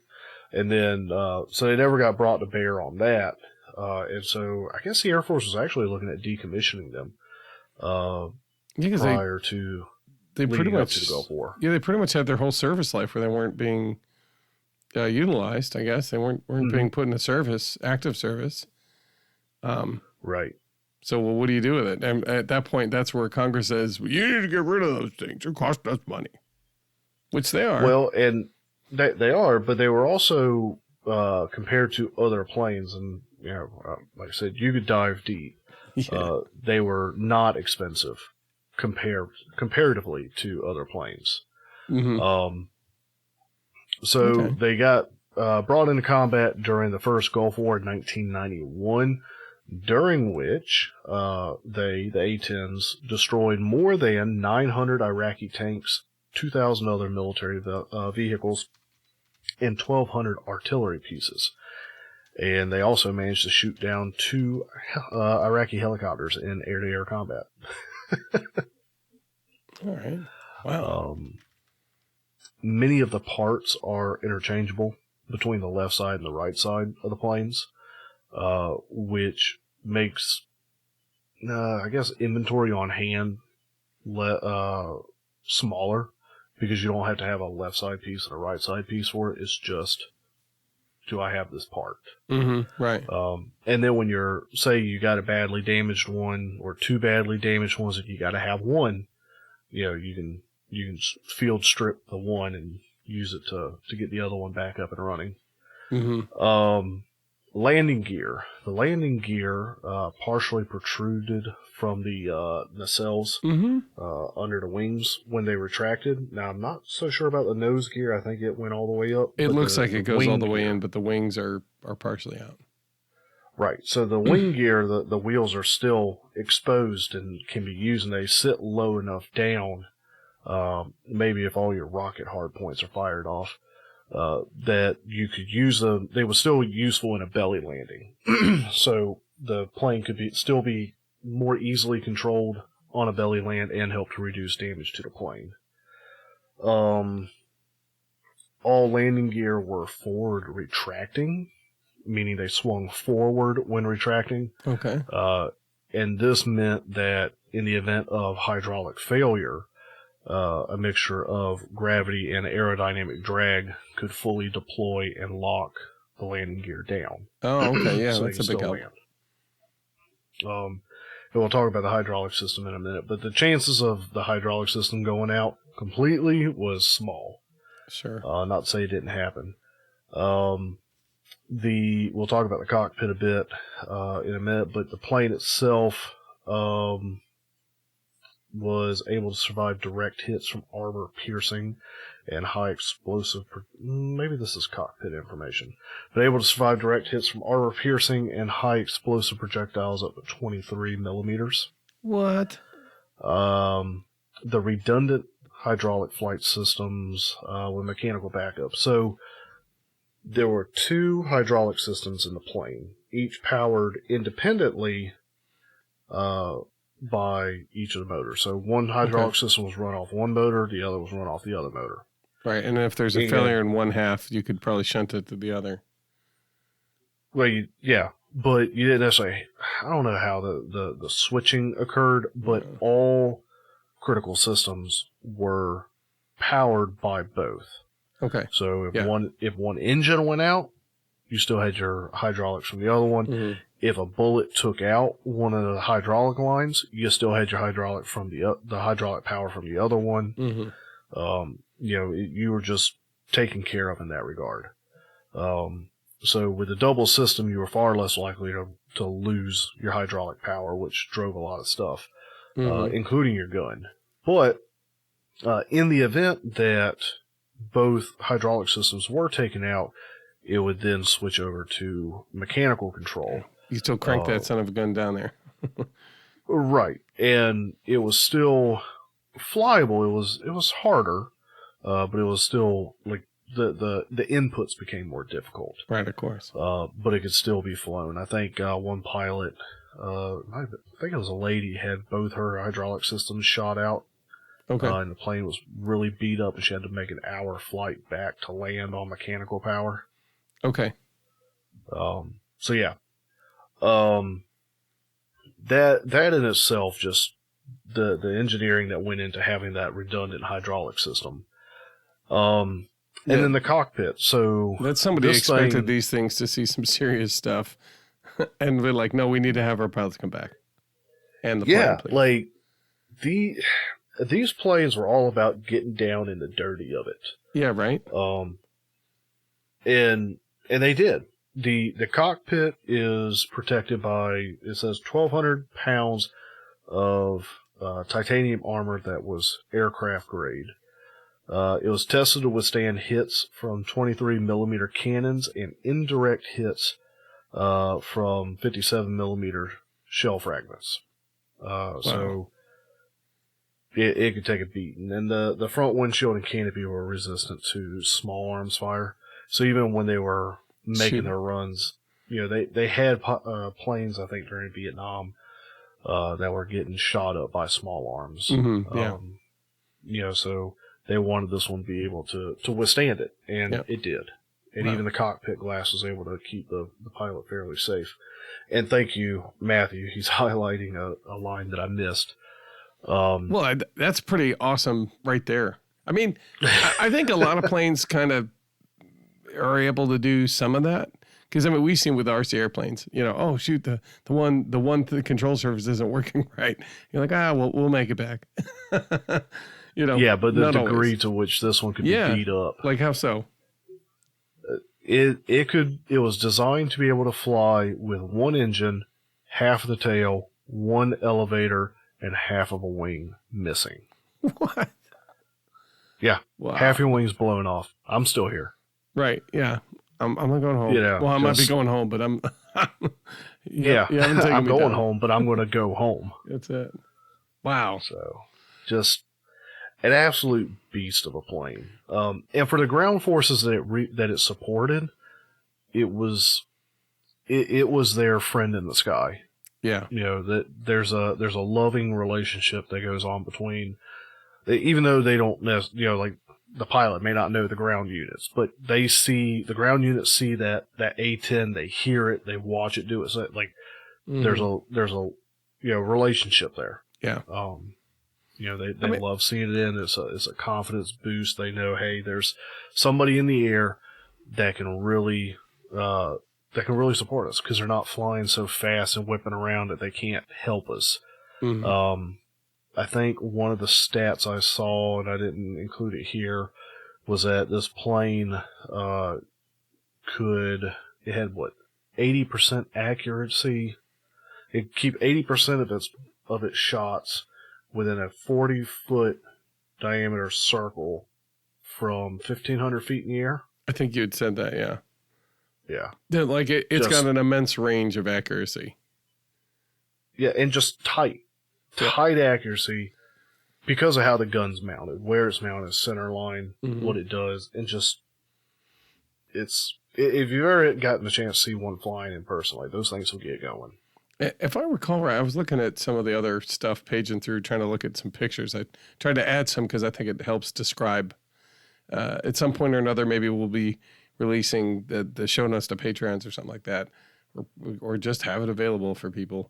You'll see some of the pictures we use to kind of treat ourselves to while we do these things.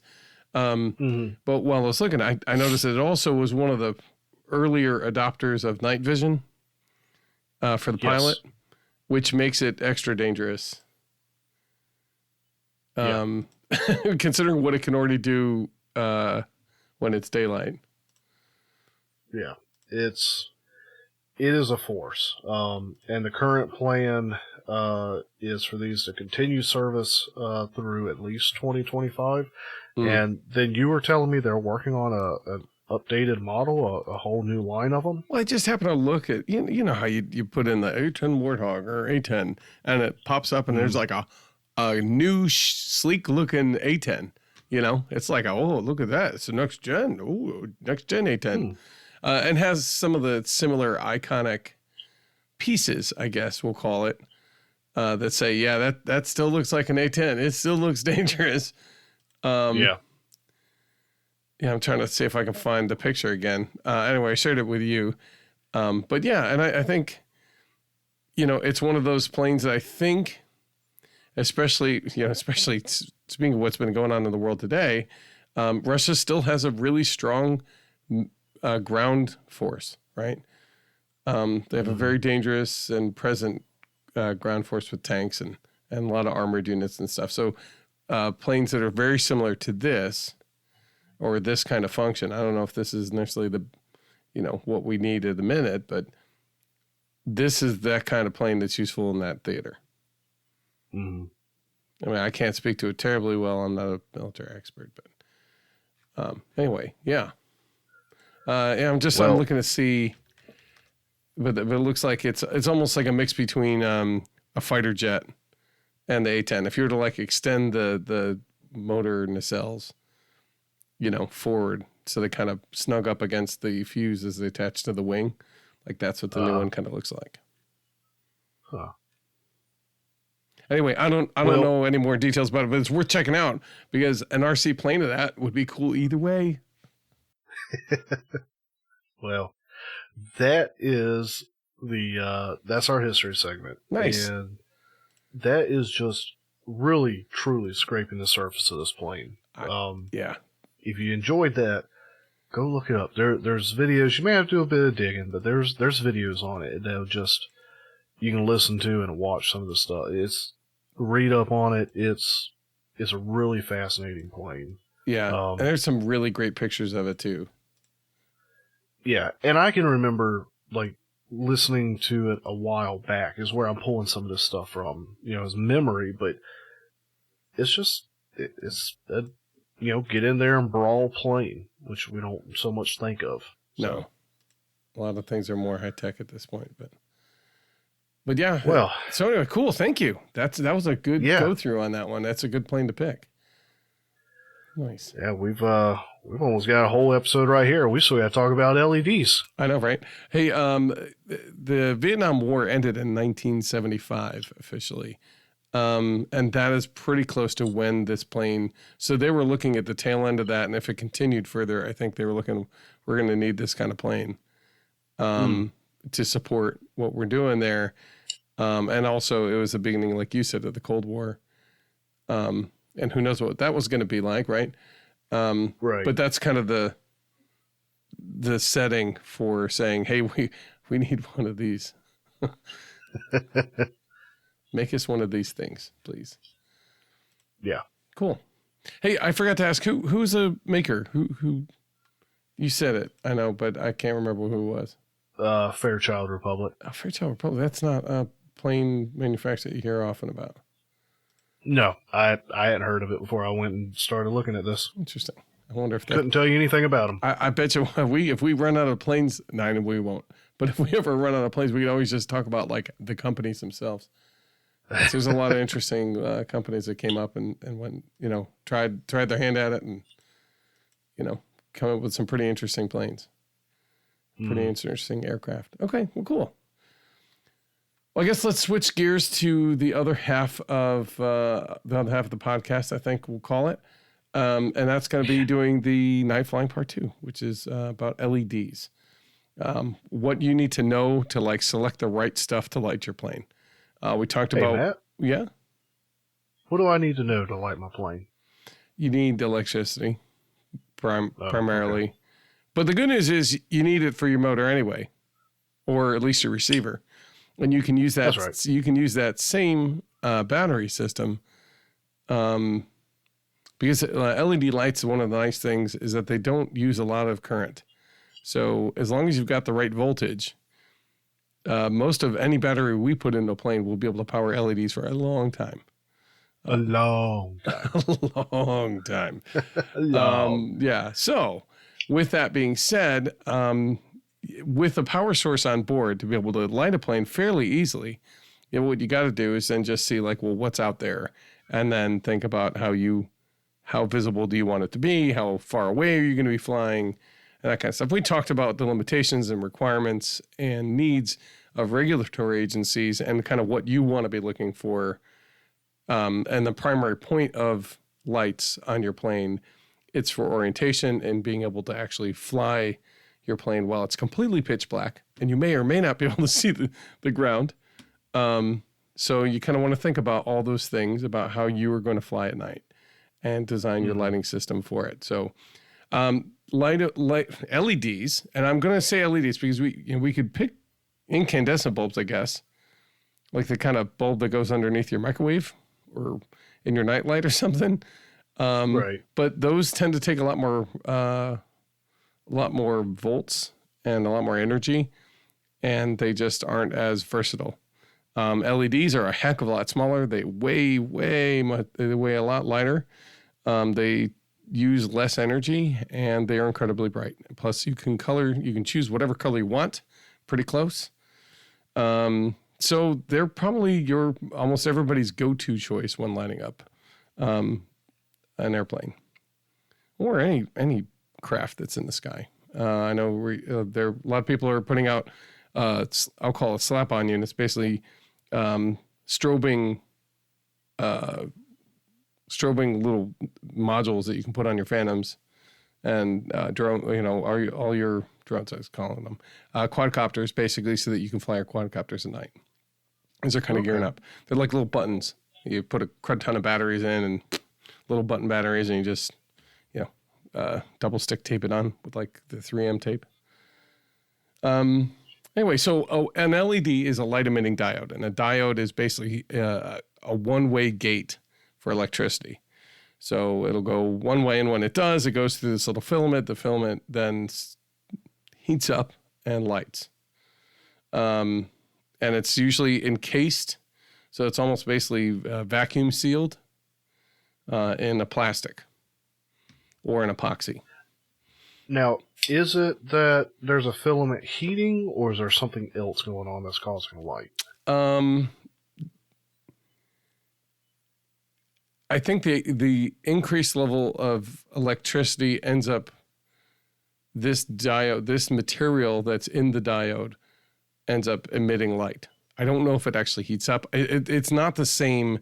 It does create heat, but it's not like the same as an incandescent bulb wire that goes to it literally is going to 5,000 degrees or like 3,000 degrees Kelvin or something like that, where it's actually a black body mass that's heating up so hot that it actually lights. It's just a material that doesn't actually burn up and fail. Right. Like that's what that is.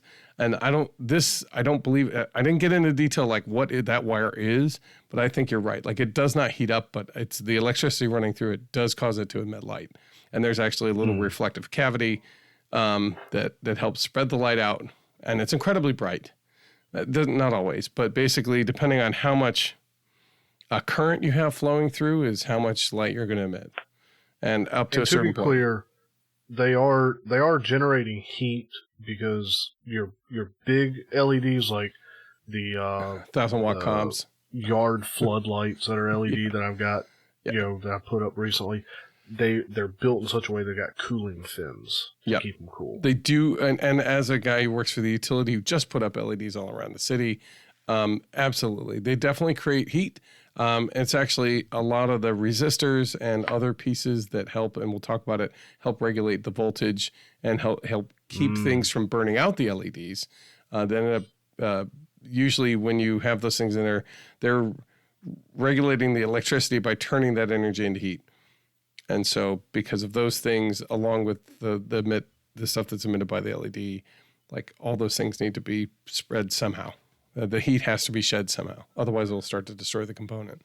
But it's not anywhere near like low pressure sodium or any of the other traditional light bulbs that were used in the past. Those get hot as well. They actually get way more hot than LEDs. So, but they still do emit heat. So it's not something to not consider. So a traditional LED, you'll have basically two legs. You'll have a long leg, which is a positive, and a short leg, which is your negative or cathode.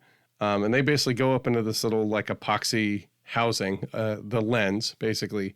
And then there's like, if you look inside, you'll be able to see like there's this two wedge shapes that kind of, one's like a little pointer, like a little arrow. And then the other one is like the counterpart to that, sticking out over top of it.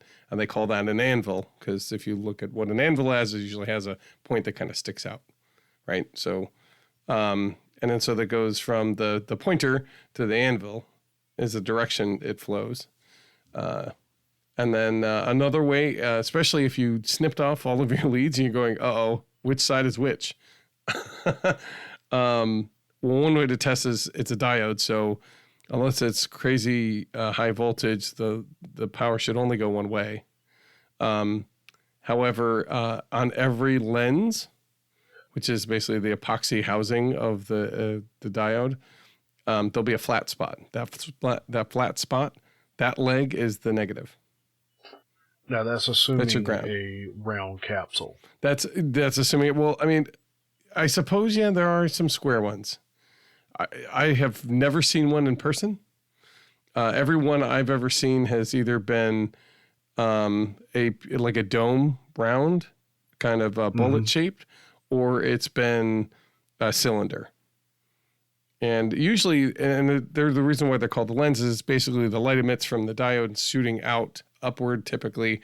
And based on how the lens is how the light gets spread. So if you want a focused beam, you can get one of those LEDs that has a more focused thing. If you want something more diffuse, it'll be frosted or it'll have more bumps. But if you want it to be crystal clear, you can look around. So, and then they come in almost every color of the rainbow, quite literally. So they'll come in yellow, orange, red. The latest innovation happened probably when I was in grade school. They had found a way to come up with pure blue LEDs. And once they did that, that kind of opened up the whole world of LEDs being able to actually do all sorts of things. And to clarify, that's not to say that they found a blue lens. It was the diode itself was emitting blue light. Blue light, yeah. And it was incredibly efficient and incredibly powerful, too. And so all of a sudden, we could actually use this for lighting. So in all honesty, what you have, a white light, isn't really a light that's emitting a diode that's emitting white. It's actually a diode that's emitting blue hitting a phosphorescent cob. And the cob emits, the phosphorescence emits the white light. If I understand that correctly. Maybe I'm wrong. And write in, tell me, let's educate everybody. But as I understand it, I think that's part of why it's so bright. Because the blue is incredibly efficient as far as light is concerned. Okay. Interesting. So you basically have, I'm going to go cover, what is it, about like 5 different kinds. You have SMDs, which are surface mounted diodes, and they're like itty bitty. And they go from itty bitty to, wow, that's tiny. From like, like, I don't even know how to, like micro to pico. You have it like on a little chip to pico is like, it looks like somebody dropped a grain of pepper. That's about as big as a diode is. Well, I mean, but have you've messed with the Arduinos, right? Yeah, but that's all those little lights, the lights that are on any board. Arduino's one, like, what is this? The 22-in-1 USB, like when you plug in a USB and a light comes on, that's an SMD. It's usually on a chipset that you solder in. It's a surface solder. So those are itty bitty. Also, if you get those fairy lights, So ones that are labeled as fairy lights, where they're just like thin wire and then they have just spots that emit. That's what they are. That's the surface mounted diodes on the wire. Okay. And then they're usually battery powered because they're usually very low power. A part of the reason why they're on circuit boards, just for indicators, they don't really take up much. They don't need much energy to emit, and they don't need much juice. So don't need much current. That being said, you can use those. Oftentimes they'll be attached to a battery pack. Those fairy lights of like 2 or 3 AAA. So 3 volts, 4.5 volts. It's enough to run like a whole string of those lights. They're not super bright. They're bright enough to light things up, but they're not going to like carry very far. Then you got 3 millimeters, which are kind of the smaller version of the traditional. A lot of the LEDs anybody's ever seen are the 5 millimeters, and that's about as thick as a piece of foam board, right? Dollar Tree foam board or a poster board. That's how thick those are. So this is a diode that's that round. So the 3 millimeters smaller, about half size that. They're oftentimes a little less bright. They run on a little bit less voltage, so they require less voltage to start emitting light, 3.5 to 5 volts. And 5 millimeters work in the same way, but you can also get them to be a little bit higher. You can get them to run as like 12 volt DC. Let's see. 5 millimeter tends to come in a bigger variety of end treatments, but most of them are pretty commonly round and like bullet shaped, domed.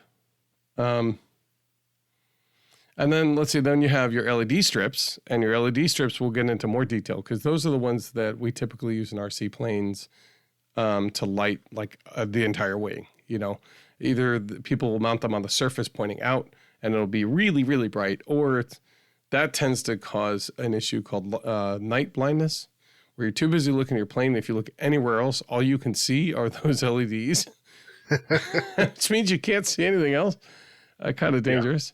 So oftentimes, especially if you're working with the foam planes, you turn them inward and they will light up the entire plane.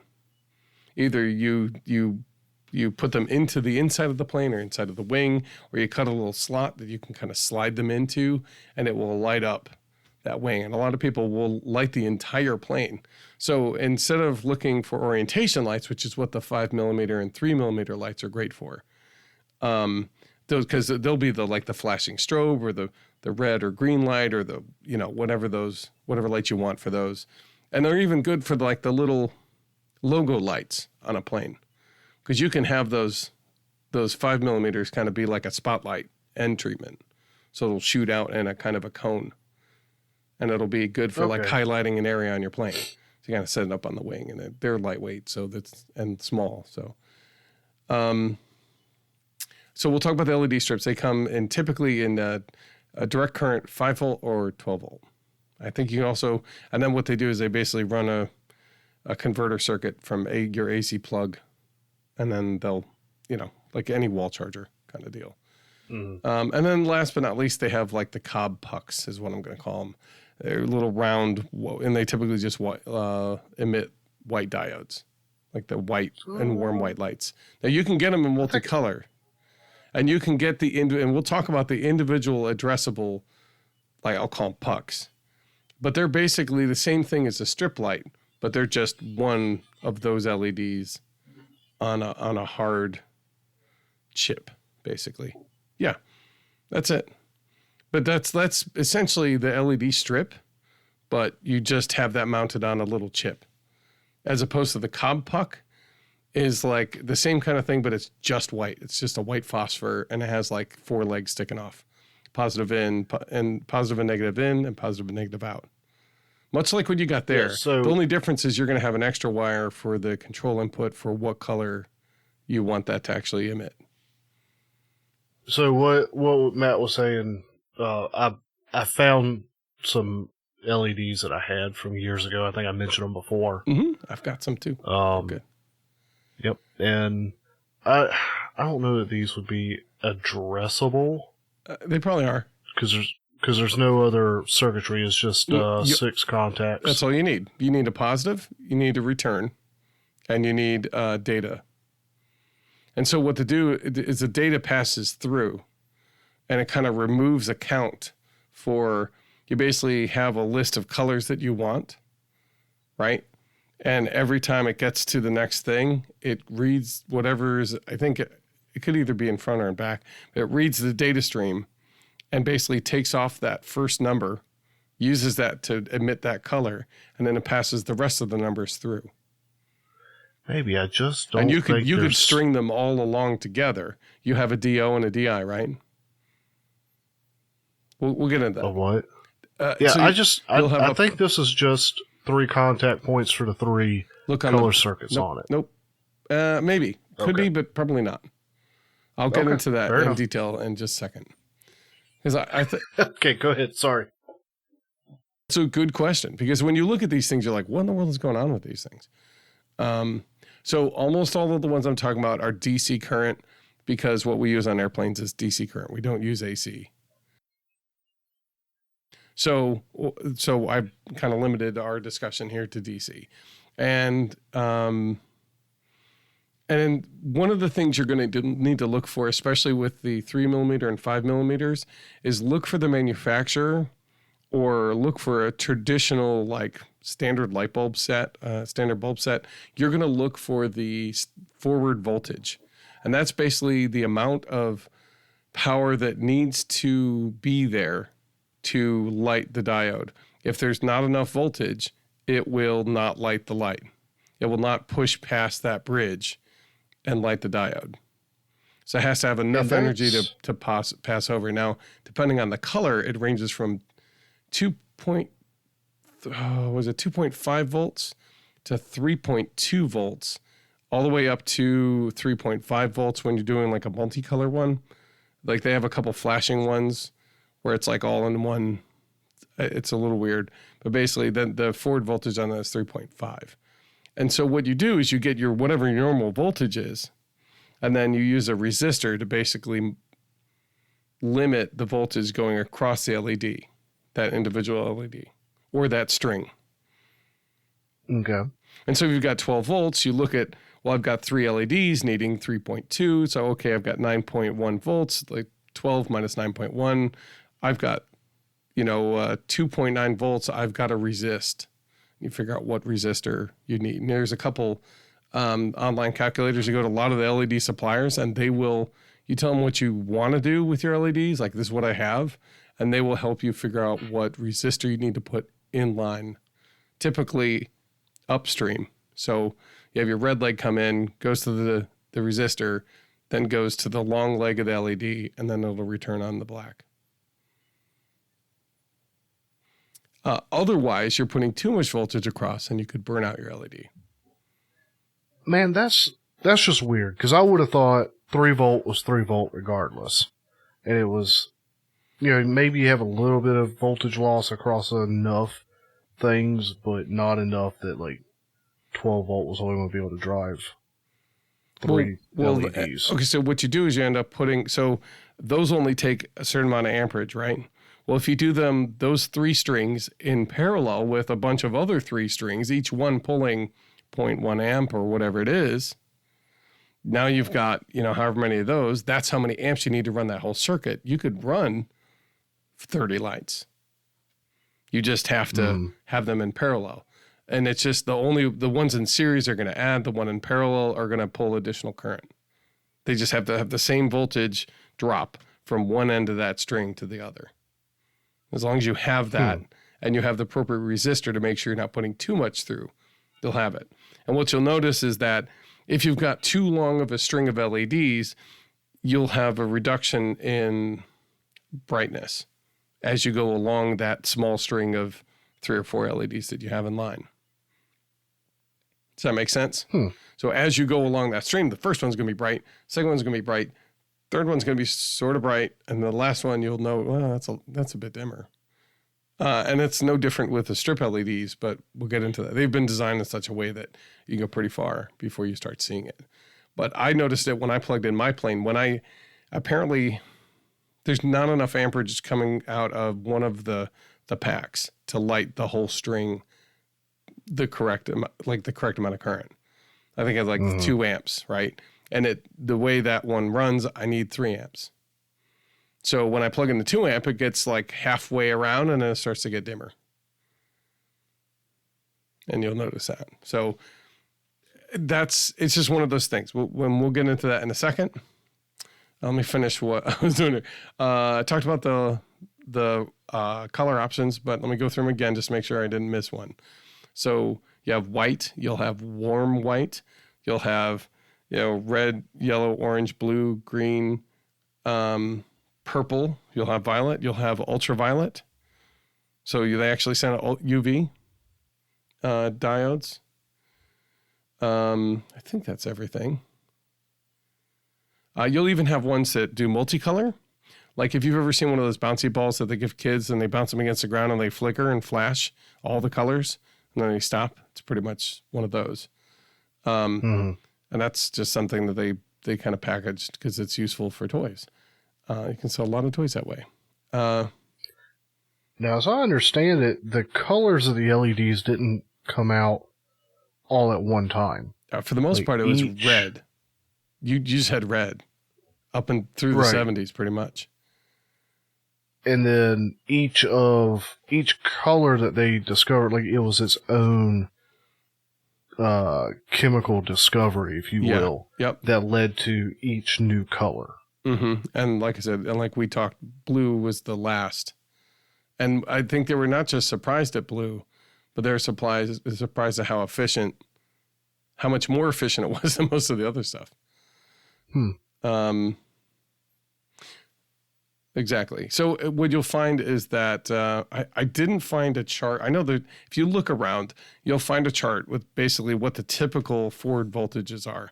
And you can see like at red is like the lowest forward voltage to get it to work. And honestly, that's a voltage that you could do with a couple batteries. So you'll find a lot of toys that require like a couple button batteries will have red LEDs and not. They may not actually have some of the brighter stuff, the blues, things that take a higher voltage to start. So there's like red and a handful of the other colors. I'm trying to think of what they are. Darn it, I should have found that and brought it in. But anyway, so you're going to need to look those up. So designing with the 5 millimeters and 3 millimeter LEDs tends to take like a lot more like calculations, and you're going to want to plan it out. There's some pretty cool things that you can do, though. You can use a little timing circuit, which is like a little chip. It's, I think, an SE555 chip. And it's literally just a timing circuit. But what you can do with that and a couple other pieces, you can start making flashing LEDs that basically go from one to the other and back and forth, which is perfect for when you want strobe lights, or you want just like an identifier light on the tail, or if you want your red and green to just kind of come in and out. So you can set that up.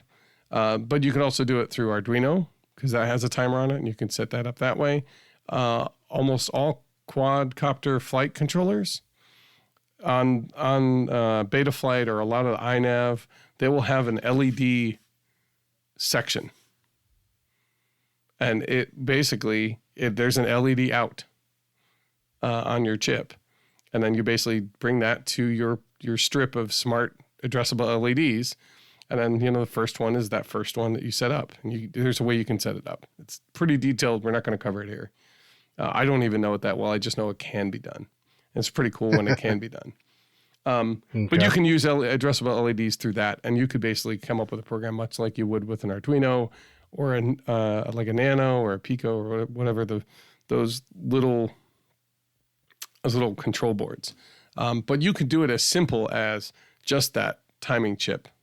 And I believe capacitor and possibly a resistor and a diode or something like that. And then all of a sudden you're in business to make a couple flashers. So that brings us to the light strips, which is probably the most exciting part. But I don't know if you've looked at like what the nomenclature of a light strip is. I have not. Well, I'll give you an example and see if you can even dissect what the heck that even means, right? Okay. Do you want an LED strip? Do you want a WS28212B 5050 IP67? Or do you want an IP25 or did you want a WS2811 or 2015? 2815. Dude, I just want some LEDs to put on my plane. That's how I felt. So hopefully after you listen to this, you'll be able to go, okay, I know what I want, right? So what you'll notice is the first number, that WS2812B, that it's WS28 and there's like two numbers. And basically, I'm trying to think of how to put that. So they basically started to evolve as like, hey, we can put these little LEDs on a strip, right? One's red, one's green, one's blue. And then if we can control which ones are on when, we can actually make any color of the rainbow. So what they did is they basically made a strip and they put red, green, blue. I don't know if that's the official order.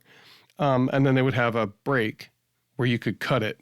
And like, there's like a, what are those called? The little pads that you could solder stuff on, right?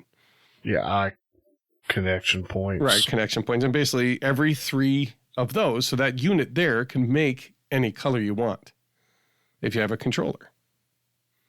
Mm-hmm.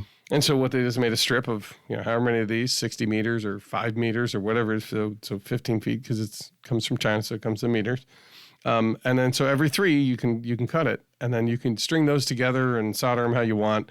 And then you could tell the controller to say, hey, make this whole strip this color, or make it chase, or make it dim, make it bright. And so they started with that. That's the WS2811. Okay. So those are RGBs. They're basically 3 individual LEDs, one red, one green, one blue. And it basically has 3 wires. There's a positive, a negative, and a signal line. The signal line basically tells what color those 3 LEDs are trying to make. Okay. So that's really useful when you have like a whole strip. You just sort of want a general ambiance. That's awesome. But if you're looking to like create a pattern or a sign or saying, hey, this line of 20 in the front of the wing, I want this, the next 3 or 6, I want to have a different color. And then these 5 here are going to be an exhaust. They're going to be tied to throttle. Like, okay, now you need something a little bit more involved, right? So that's where the 2812s come in, 2813s and 2815s. And basically the 2812 is traditionally, I think they're 5 volts? I'm just trying to see the notes. So basically the 2812s realized there was a problem. They basically made a B, and that's all that's sold nowadays. And basically they're RGBs all in one little white kind of square.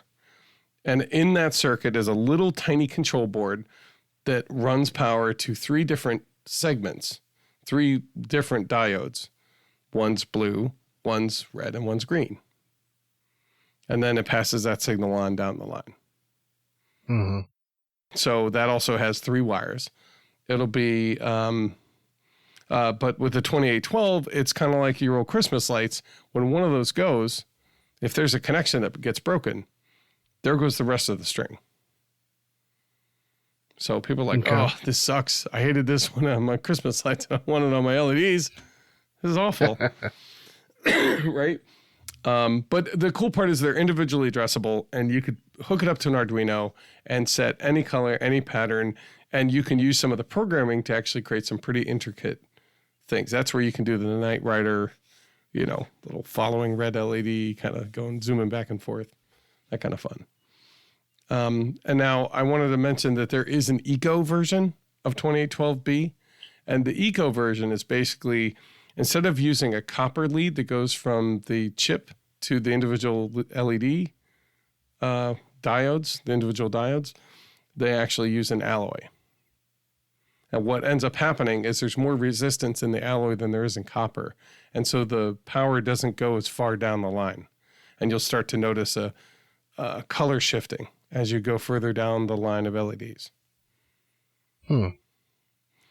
It's cheaper. And in many circumstances, you can basically inject power into your strip. We can talk about that in a second.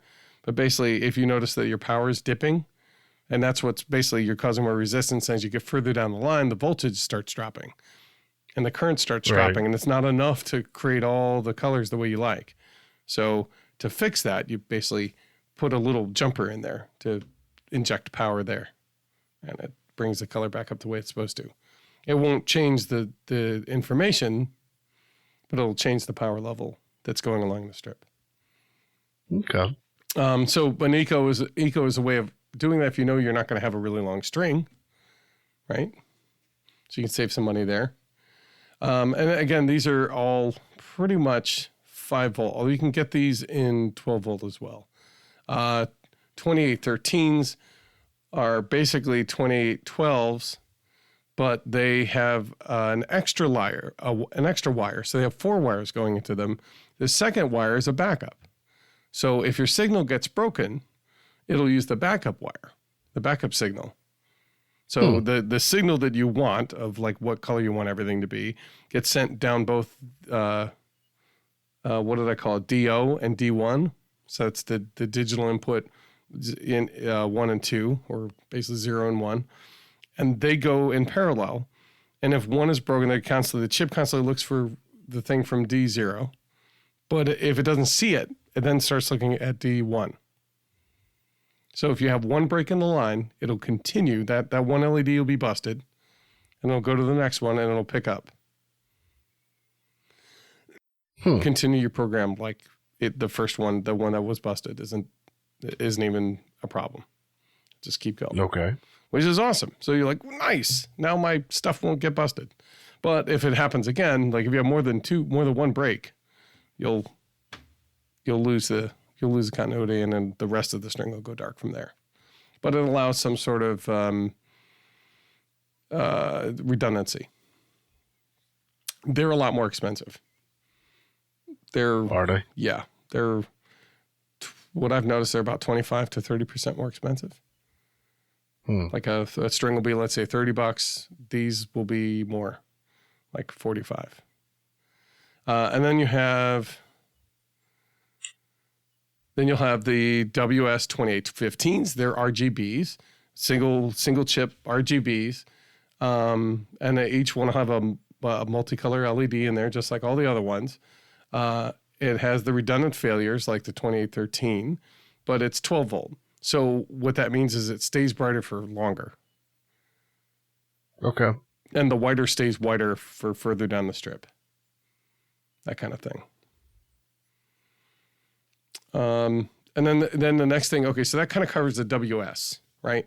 And then you can actually buy the colored ones, like where the whole strip is just that one color. You basically tell your manufacturer, I want that color. Send me a strip of that. And each one of those will pull a little bit different current, but basically, as long as you have the right input voltage, you're good for most of that line. You may have to inject power, which is basically uncovering one of those lead connection spots and adding another parallel of power from the power source at that spot. So the next thing would be the 50-50. So what does that mean? What do you think that means? Could not tell you. It is the size of LEDs in millimeters. So 50-50 is 5.0 by 5.0. So 5 millimeters by 5 millimeters. That's the size of the chip. So 3528s are smaller. They're not going to emit as much light. They may not take as much power. I didn't look to see how much power they're supposed to take. That just means that they're just slightly different sizes. So the one that's most common on the market right now is 50-50s. You'll see those, but you can get them different sizes. So you can look, but that's what that number means. And then the IP67, that's one I was like, what in the world is that? Because that is like, what are we talking about? Before we get into that though, let's talk about how many you can get on a strip. As what you'll see is you go, okay, I know what I want. What do you mean? How many are on this strip? So you can get them in like 30 LEDs per meter, 60 LEDs per meter, or 144. Like 144 is like they're all like right next to each other. Yeah. 60 is like there's a gap, and 30 is like there's a decent gap. So if you're kind of lighting a general chamber, and you don't want to see like pinpoints, you're going to want to do probably 60. If you want, you don't mind if there's like a little lull in the strength of the LED light, a 30 will probably work fine. And depending on your situation, you may not even see it.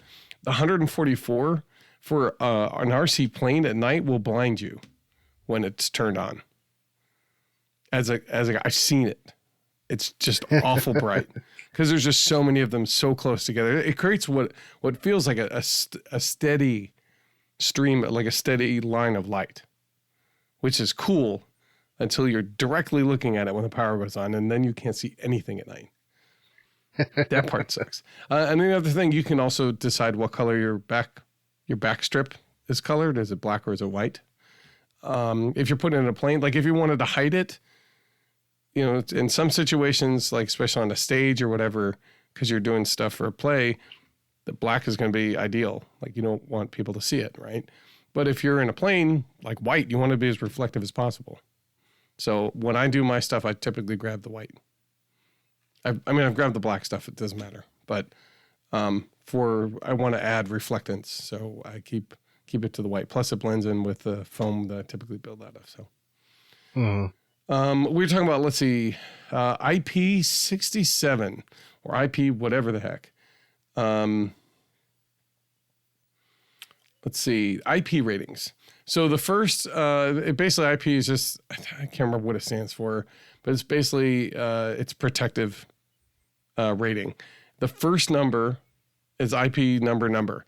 The first number is reference to how dust proof it is or how protected it is against shorting and like what size of a thing it protects against, right? Okay. So a 1 is like a hand or a finger, right?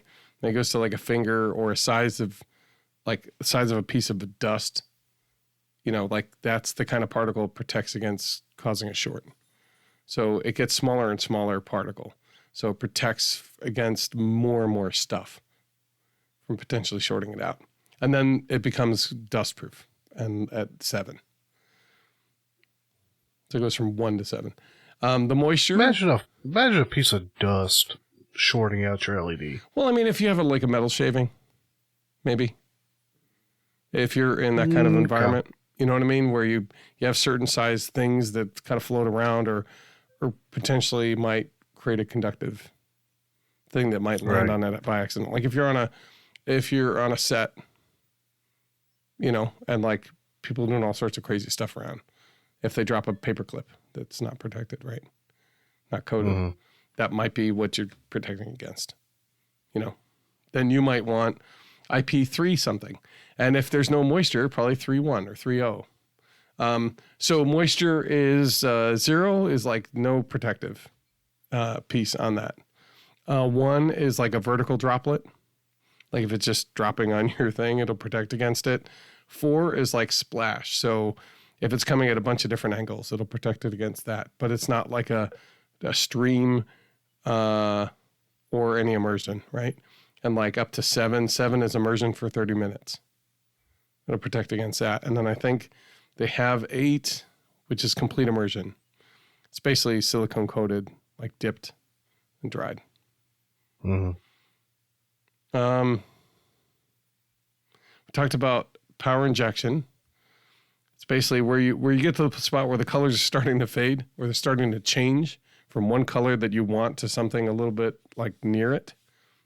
You're gonna have a problem. So you put in the color, basically you scrape off the lead, you know, get it so the leads are exposed near that point, and you create an additional parallel from your power source to put in there.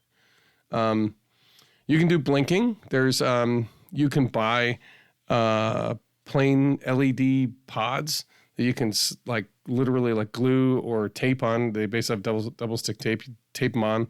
They're individually powered. They're really bright LEDs, and you can set them to be strobe or you can set them to be all on. But with a little ingenuity and those little timer chips or an AT Tiny 85, it's like a little tiny board. You can put in some very simple programs and do some pretty cool stuff with it. I've seen some people also take altimeters, and they'll with an Arduino, they'll tie in the altimeter to what goes on, what kind of lighting scheme happens. So when you're doing you can do a visual Vario in a gliding situation. So it'll basically flash red. It'll be red if it's coming down and green if it's going up. And otherwise it'll be like white or something if it's relatively neutral. And then how fast it flashes is how fast it's going down or how fast it's, going up, right? The rate of descent. So you can set it up to do that kind of stuff. There's some really cool stuff. Some of them are pre-programmed. I think we'll have a couple links to those in the show notes. So go take a look if you're interested. They tend to cost somewhere like $35 to $50. And a lot of them were made very popular. At least a lot of people talked about them when they were on the Night Radians. Night Radians have a whole light setup, and then you can augment that with the Vario setup, where basically like there's an add-on you can buy, and it hooks into that LED controller set, and it basically adds the Vario and the other options. That's pretty cool. Yeah, it was pretty cool seeing those Night Radians flying up at Flite Fest. Oh man, those look so beautiful. Yeah, every time I go there, I'm like, I need to buy one. And I'm like, no, how often am I going to do that? I mean, I'll fly the Radian a lot, but I doubt I'll fly that, with all the lights on. No, I'll just buy this Piranha instead. Come on. That's a good one. All right. So the other thing you might want to add are landing lights, which is basically like a group of LEDs on maybe a chipset with a PWM input or a power input. And that's and you basically set it on the front of your wing, pointing a little bit down. If you set it up so it's on a PWM operated switch.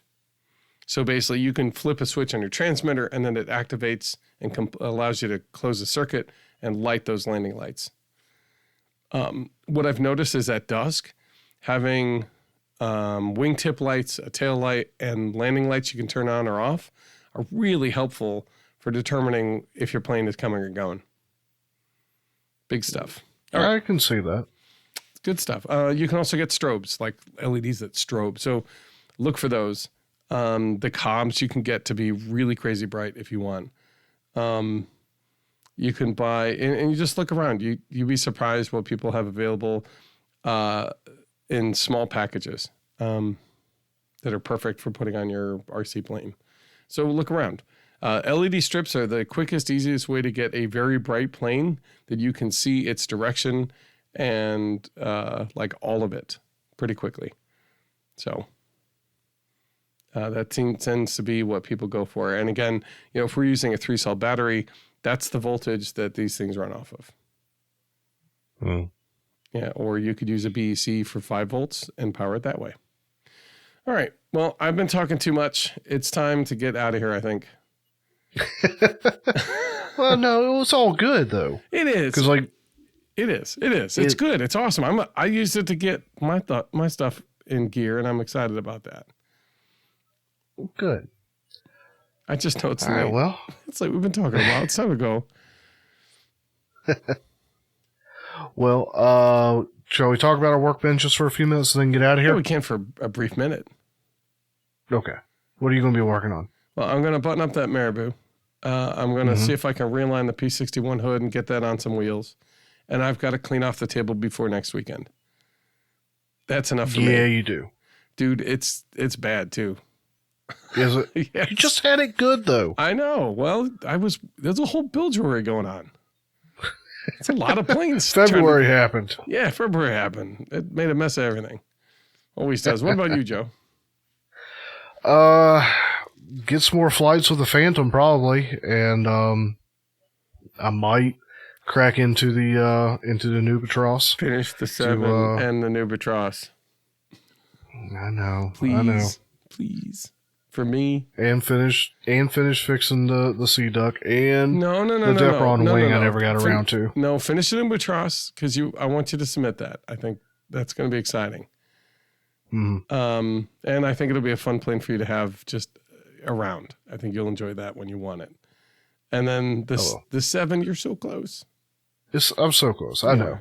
That's all. That's why I'm pushing on those 2. I know. You're good, bud. All right, cool. Well, good. That'll keep you busy. Yeah, that and everything else going on. I know, right? Oh, all right.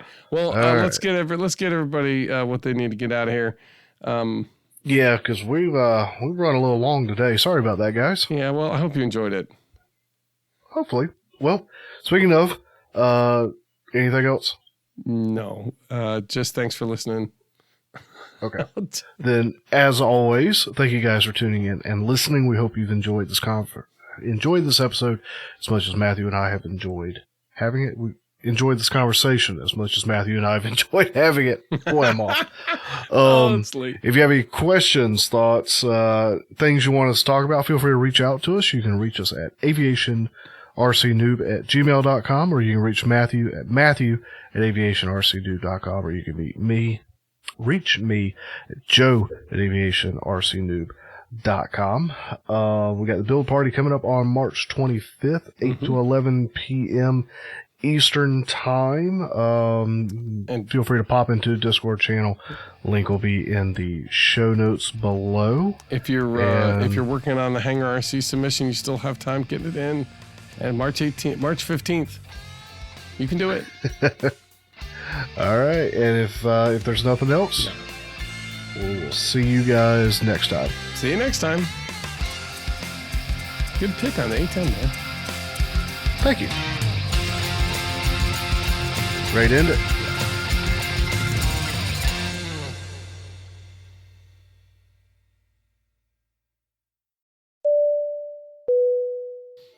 Oh, man. Okay, so we definitely gotta make sure this doesn't get into any B-roll. Oh, what's that? A lot of kids sit there going, why do I need to know trigonometry and all that, and geometry and all that stuff? And he's like, well, if I want to change the size of my wing and I want to know how much the wingtip has to sit off to do a 4-degree angle, I want to know the height of the short leg. You know, like trigonometry. You know how long your wing is. You know what the angle is you want. You can use those two to figure out your height. Mm-hmm. Go walk tangent. Whoop, whoop. Workhorse of the triangle world. When somebody goes, oh, what about the thing that... I don't know. Go back to that episode. Yeah. Do you know what episode? No idea. No, could not tell you. I got a list, though. I got a list somewhere. I can find that. Yep. But you know what? Just in case, listen to them all again. Yeah, you should listen to them all. And tell at least 10 people you think would enjoy it. That's right. I thought it was going to be that the Thunderbolt 2 became the A10, but it seems to be the A10 Thunderbolt 2. Okay, that's the title, and everybody just shortened it because nobody wanted to call it the Thunderbolt 2. If they just call it the... the shorthand for the A10, Bert. What plane is that? That's the... Mm-hmm. Why do they call it that? Hold on, wait for it.